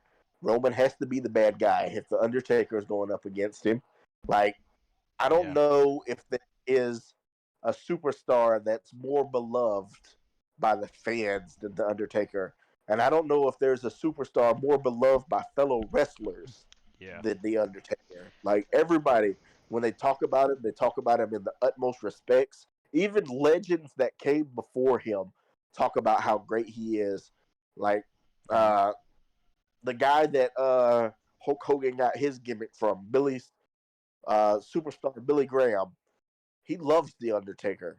Mm-hmm. He constantly has high praise for him. All the other legends, when they talk about him, they got high praise for him. They are like he has just so much respect, and he's got so much love, and like I just don't think there's anybody else. Like I feel like the Undertaker is the definition of a professional wrestler. His Yeah. in ring work, character work, his ability to adapt to changing times, um, his ability to stay relevant. Yep. Um, for 30 years, I just think that's unmatched by anybody. Absolutely. Um, and not even to mention, I don't even think we brought this up. He probably has the most like captivating entrance of any superstar to ever Oh lace yes, a pair of boots. Like, like all he does is walk. and all he does is walk, like roll his eyes to the back of his head, turn the lights on. That's But it. it's the music, just the vibe, the feel of all of it. It just The fits smoke, the color. so well. It just It's all fits so in well. my opinion, the greatest entrance I've ever seen, and because it gives you chills the second that gong goes off.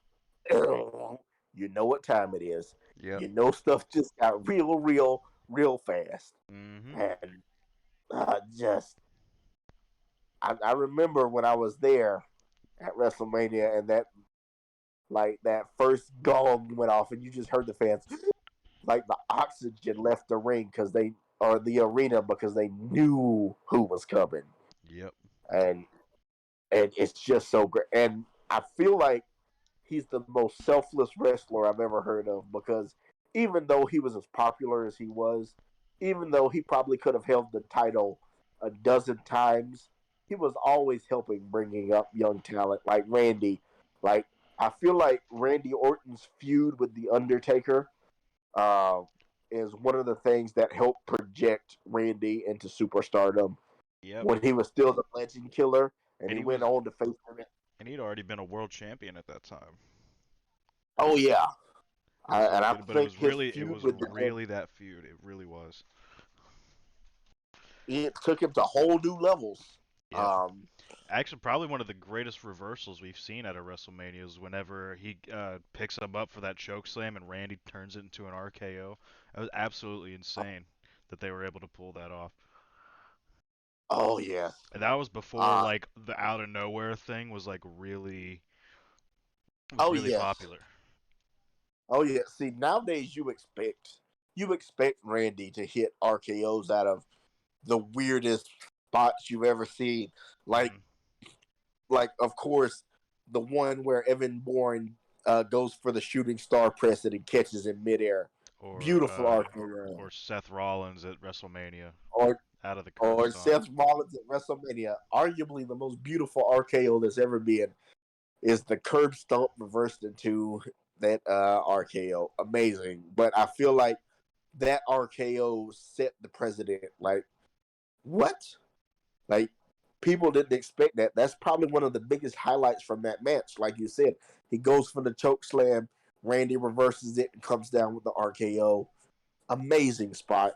Yep. Um, yeah, when John Cena was first getting started, one of his biggest things was he shakes the hand of the Undertaker. Not long after that, he's in a feud with the Undertaker as the Doctor of Thugonomics, Yep. and that helped project uh, John Cena. Like Hmm. he's never been ashamed to help talent. Like he wanted.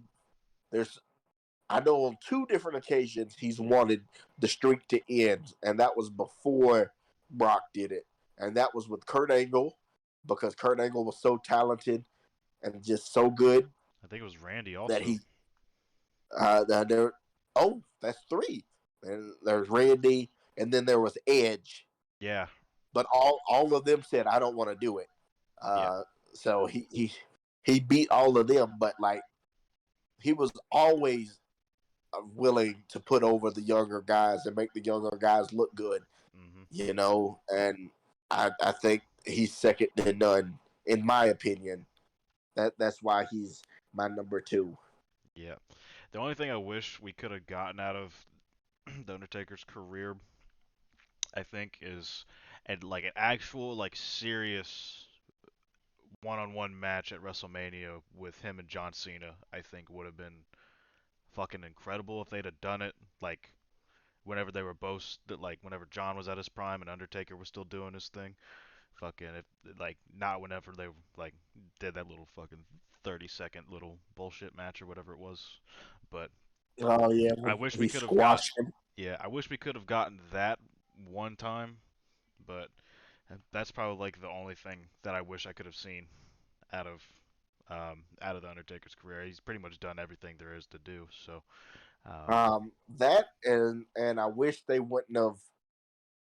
I wish they wouldn't have messed up the opportunity with Sting. You know, oh my God, Sting versus the Undertaker would have been the something like else. it was the dream match, and it's still the dream match, but it won't happen now. Yep. And I feel like they really goofed up there because not only did they not give us the Sting Undertaker match, but they jobbed Sting out to Triple H. Yeah, I don't see. Yeah, that just felt like a slap to WCW, to be honest, from Vince's Oh end. yeah, But yeah, yeah, Undertaker's undeniable, man, and he's definitely deserving of of that oh spot. And yes, that was your number two, right? That's your number two. I'm that's interested my to number see. two. I think I know who your number one is, but um, Oh yeah, we'll get to there in a second. So my top two, I gotta say it's some people will probably disagree, but I mean there is like whenever I say the discrepancy between the two is so very slim, and there's only one reason I gave number one um, the number one nod, and I'll get to that in a second. Um, but number two is for me is the Nature Boy Ric Flair, um, and I know we've already kind of gone over it, but obviously he's someone who I think obviously has to be on the list whenever you think top 10 wrestlers all time. The reason I put him at number two, 16 world championships, obviously tied for the record. That's very important. Um, not even the world titles, but just like the multiple like tag team champions. Also, I believe he was intercontinental champion a couple times. He's he's highly decorated. The quality of his matches, second to none. Like you said, he was the first like ring general, um, a true ring general at that. Like he's the person who set the bar for that style. Um, Obviously, great character work. Fucking don't even need to get into that. His promo ability is second to none. Um, but the main thing for me is like you think greatness, like whenever you think of greatness, I think the main thing the main one you have to take into account is championships, and that's all sports. Like, yeah, like I would consider I think there's the argument in basketball who's the goat between Michael Jordan and LeBron James. I yeah, think MJ's the goat because he was gone. He's 6-0 in the finals and never saw a game seven. You know what I mean? Where LeBron, he's been to the finals 10 times, but he's like 4-6. You know what I mean? yeah, I would be giving the nudge to MJ over LeBron in that area. Um, uh, like in football, Tom Brady's the goat, but for a while it was the debate was between Tom Brady and Joe Montana, and it's always based about Super Bowls. As championships is the most important thing to me, and there's two people that are tied with 16 championships, and I guess I'll go ahead and spoil my number one is John Cena. Um, And the only reason I have John Cena edging out Ric Flair is because the impact that John Cena has had on not just wrestling but people's lives with his work with Make a Wish, I think just his impact has been so much greater than Ric Flair's in that regard, in my opinion, and I think that gives him the nod. The, but the discrepancy is so very thin. Like both, I mean, they're almost tied. But I think Cena's work outside and the things that he's done, and like using the way he's used his platform and his superstardom is absolutely what sets him apart. But them both having 16 championships, and both being, the greatest of their respective eras puts them both one and two for me. I I can respectfully understand why you picked those two, and those are great picks for the top two. I agree with you, especially about Cena. I think um, his his work with the Make a Wish Foundation um, has been second to nobody, like you said. I think The actually work that he's I think he has the record for most wishes. Let me look it up real quick. Over 650. yeah, like he's done a lot of work with the kids. Um, Yeah. and I give him mad respect because when he was doing the Doctor of Thugonomics and stuff and got himself over, um, I didn't realize the reason he changed his character to what he did become. He said he changed his character from the rapping and talking about all that other stuff and being evil and all of that. He said he changed it because he started realizing that kids were getting into him and watching him, and he said he wanted to be a more positive influence on the kids.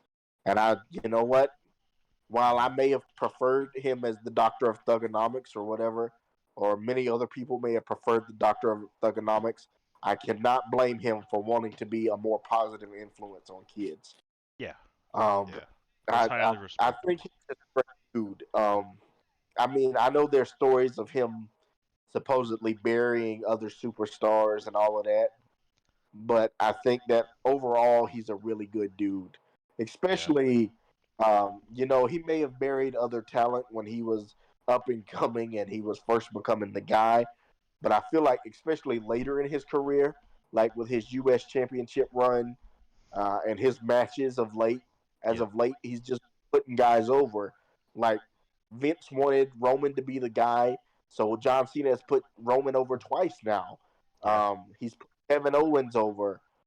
He may not have put Sami Zayn over, but his match with Sami Zayn was really, really good. Yep. His work with Cesaro was really good. Like Rusev. his And I mean, I know he eventually beat AJ to become the 16-time world champion, but when AJ first came in and they first met up in a match, he put AJ over. Like Yeah. he's I expect he's become more selfless as his career has moved on because he wants to see the business continue and he wants to put over new guys to Yep. make sure that the business can continue. And I think that's amazing. And So according to him, he's I not done yet. yeah, and according to him, he's not done yet. So you can see him putting over more of your favorites Yeah. soon. Or we could get that record-breaking 17th championship win. Or Um. yeah, or we and you know what? If that is the case, he's more than deserving to break Ric Flair's record. Yeah. Um, Honestly, if there's any guy that should do it, it should be John because he deserves it. Because I mean, I know the last few years, last what 2 or 3, he hasn't been as active on the roster, but Mhm. before that, John was there, Yeah. and excluding injuries, week in and week out, you can guarantee John Cena was there. Absolutely. Uh, and I really respect those picks. Thank you, sir. Moving on. My number one is of course the Heartbreak Kid, Shawn Michaels. I just I don't as much as I may love the Undertaker and I may love some of the other guys I mentioned. I don't know if anybody's ever been better than HBK. He just Yeah. I mean, it's hard to name somebody better than in all I, aspects. I, Like he's definitely the total I, package. exactly, and I find that in everything that goes on, sports, entertainment, whatever. There's always the guy, like in music, like R&B and all that stuff. There's always every all those new guys, Chris Brown and whatever. I don't really listen to them, but they're always the next Michael Jackson. Yeah. He's the next Michael Jackson. He's not the first him or anything. No, he's the next Michael Jackson because Michael Jackson is that big. In basketball, it's always he's the next Michael Jordan, or they're always being compared to Michael Jordan. Yeah. Um, uh, in football, it's always like you said is John Elway and it's Tom Brady. They all those are the guys. You know, those those are the one. And I feel like when it comes to wrestling, Shawn Michaels is that guy. Yeah. Oh, there's the next Shawn Michaels. Oh, they're the modern day Shawn Michaels. I mean, Oh, they that's remind literally me what we so hear much of about Shawn Adam Michaels. Cole right now. That he's like the Exactly. modern day Sean.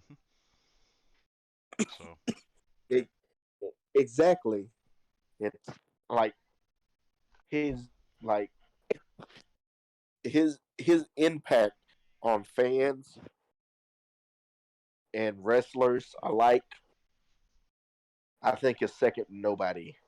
Um, I agree. while while I think Stone Cold Steve Austin had a bigger impact than Shawn Michaels, maybe with the fans, I think Shawn definitely beats him when it comes to the wrestlers because there's a every time, especially with like NXT, every time they would interview somebody, it'd be like, oh man, there's the ladder match between Shawn and Razor Ramon. Oh, Mhm. there's the match at WrestleMania 12 with um, Shawn and Bret Hart. Oh, there's the match at WrestleMania with The Undertaker. Oh, there's the feud he had with Triple H when he came back from that career ending back injury. I think in the ring, Shawn Michaels beats everybody by over a mile. He's like all modern day work. I feel like is inspired by Shawn Michaels. Um, I think Ric Flair changed the business and he made technical wrestling more good. But I think Shawn Michaels took it to a whole nother level. Like Shawn Michaels was inspired by him, Mhm. but Shawn Michaels was like, I see what you did, but I know how to make it better. And you still feel that impact today. Like you said, the super kick is probably the most overused move. Not probably. The super kick is the most overused move in wrestling today. But Mhm. that's just but that just speaks volumes about the impact that Shawn Michaels has had on wrestlers today. Yep. Like like uh, he was he could do a decent promo, but his in ring work is what really captivated people. Like you knew when Shawn Michaels came out there, he could be wrestling a dried up leaf that's glued to the floor, and you'd be captivated from minute 1 to minute 25. Like Yeah, Shawn Michaels is absolutely. the only dude that could go out there and wrestle himself Yeah. and wrestle a ghost. He could wrestle a ghost, and it would be considered the greatest match of all time. Like Yeah. No, easily. like his storytelling in the ring is second to nobody. Like you said, I'll never forget the "I'm sorry, I love you" and the super kick that supposedly ended Ric Flair's career. Yeah. Like that's such a heart wrenching moment. Like Mhm. oh, or the story that he was telling going into the end of his career after the first match with the Undertaker, how he couldn't handle that he couldn't beat the Undertaker at WrestleMania, even though he knows he's the best to ever do it. Like his slow descent into insanity, trying to get that matchup so he could face the Undertaker again was such beautiful storytelling, Yeah. and and I mean, even when he retired, he was in his mid to late 40s and was still putting on the best match of each night that he went out. Mhm. Mhm. The dude's undeniable, man. Um, I, I don't know. Like, he's. I think you're right. Whenever you say like he's the one that people get compared to, like more than anybody. Like you said, in basketball it's MJ or LeBron. In football it's Tom Brady. In wrestling, you got probably a handful. You got HBK, you got Ric Flair, you got the Undertaker. I'd say, but Yep. HBK more often than not is the comparison. Just because he was that good, and his impact is undeniable. Everybody does a super kick now, or a variation of it. Um, Yep. Never will be as good as Shawn Michaels, but uh, that's not here No. or there. Yeah, I definitely agree. I could see why you put him number one. I very much so respect the pick. I do. I don't think for wrestlers, not so much fans, but as for wrestlers and the in ring style and the way matchups run today, Yeah, I don't think anybody has had a greater influence on the way matches go today than Shawn Michaels does. Um, I agree. he's just so amazing. Um, and honestly, I feel like if um, I mean, we all know that match in Saudi Arabia was just great garbage. But I feel like He was kind of on if his they own would in have that given, match, though, because oh I yeah, think like didn't Triple H like blow his pec or something like that? yeah, his pec exploded. Sean hadn't been in the ring at that point in like 9, 10 years. At that point, like it had been forever since Sean had been in the ring. But I feel like if Sean was given more time to prepare for that matchup, the matchup would have been a lot better. Because as good as Shawn Michaels was, even if Triple H would have still torn his pec, I think Shawn Michaels could have carried the match because he's just that good. And he would have made it believable that he could come back and beat people like Kane and The Undertaker. Yeah. You just had that much faith in him, and you had that much faith in the super kick because everybody talks about the RKO out of nowhere, but before there was an RKO out of nowhere, there was sweet chin music. Shawn Michaels could hit it from anywhere on anybody. Yep. Like like I'll never forget Shelton Benjamin coming off that top rope and flying right into it, just bam, or just like a, or when he had that triple threat match with Triple H and John Cena for the championship, and the match starts and it Hmm. looks like Triple H and Shawn Michaels are going to jump John Cena and make it a one-on-one match between them two, and bam, out of nowhere, Super kick. right, super kick right on Triple H, and the look on John Cena's face is like, what? He's like, all right, here we go. This is Here how we're doing we it go. today. So that's how we're playing it, and I just even up until his later career, excluding the Saudi Arabia show, he like I said, he was still putting on the best matches of the night.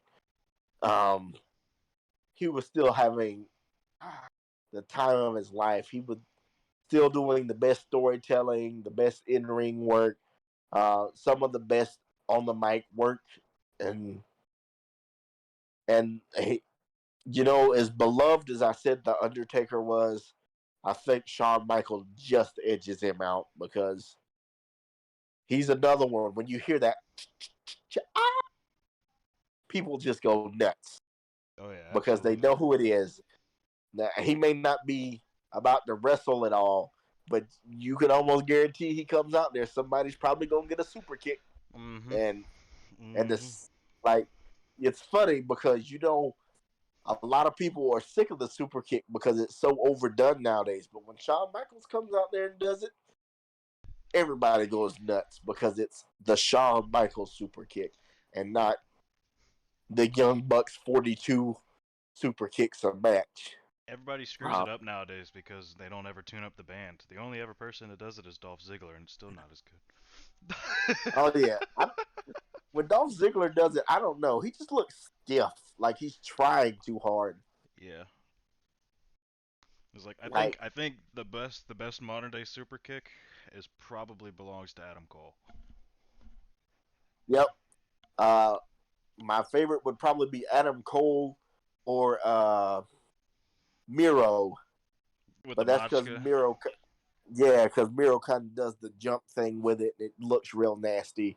But Yeah, you're probably right. Adam Cole probably has the best classic version of a super kick.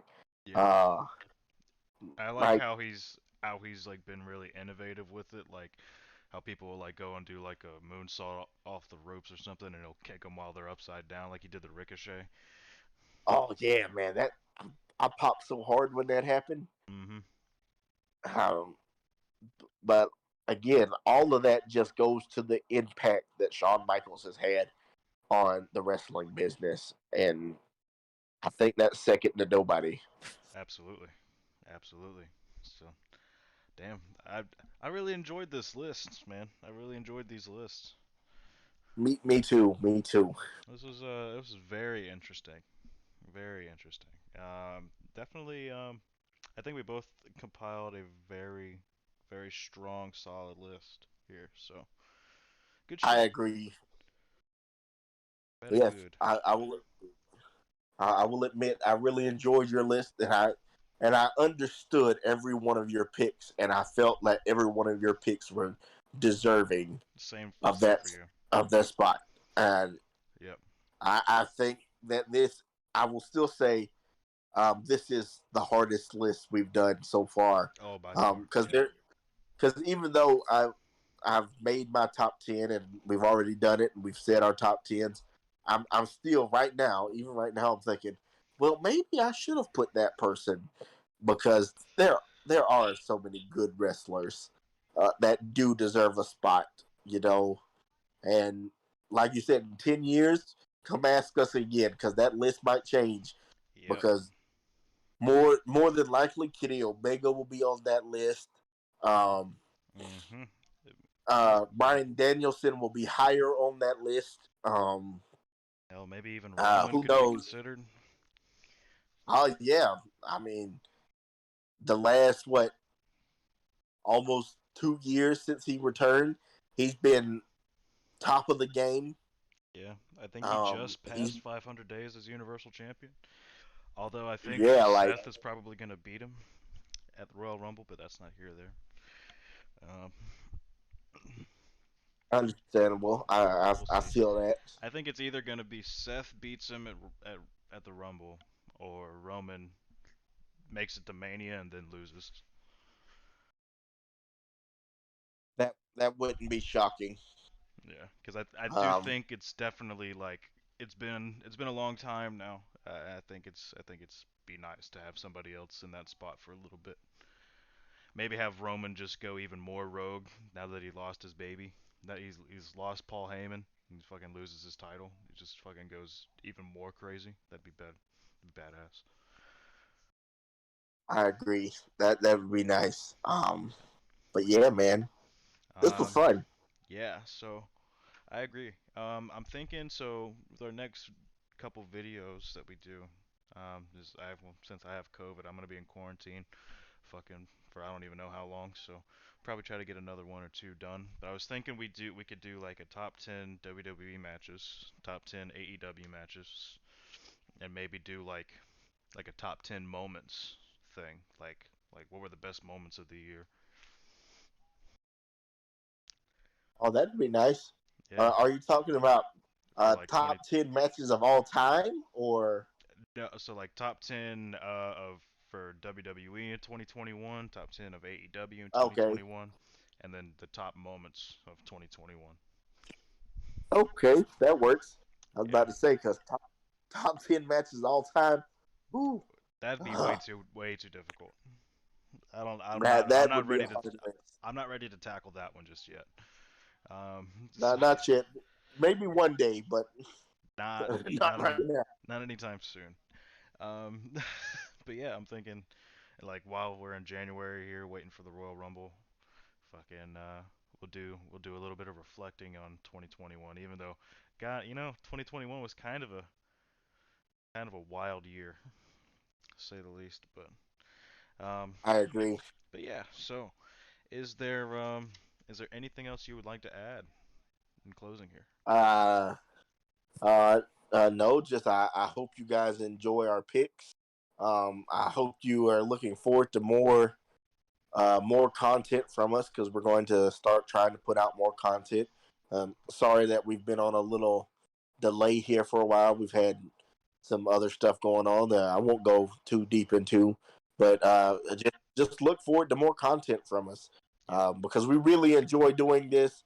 We really enjoy putting the content out there for you guys, and it's really fun. So Yeah, I really enjoy yeah, sitting down and just having these conversations and trying to really I think the most fun part for me is all the brainstorming, like trying to get the list together. Even though sometimes I want to pull my hair out, it's very it's still very very cool to do. So yeah, I definitely look forward to the the next list. I think next one might as well just do one of the top 10 matches.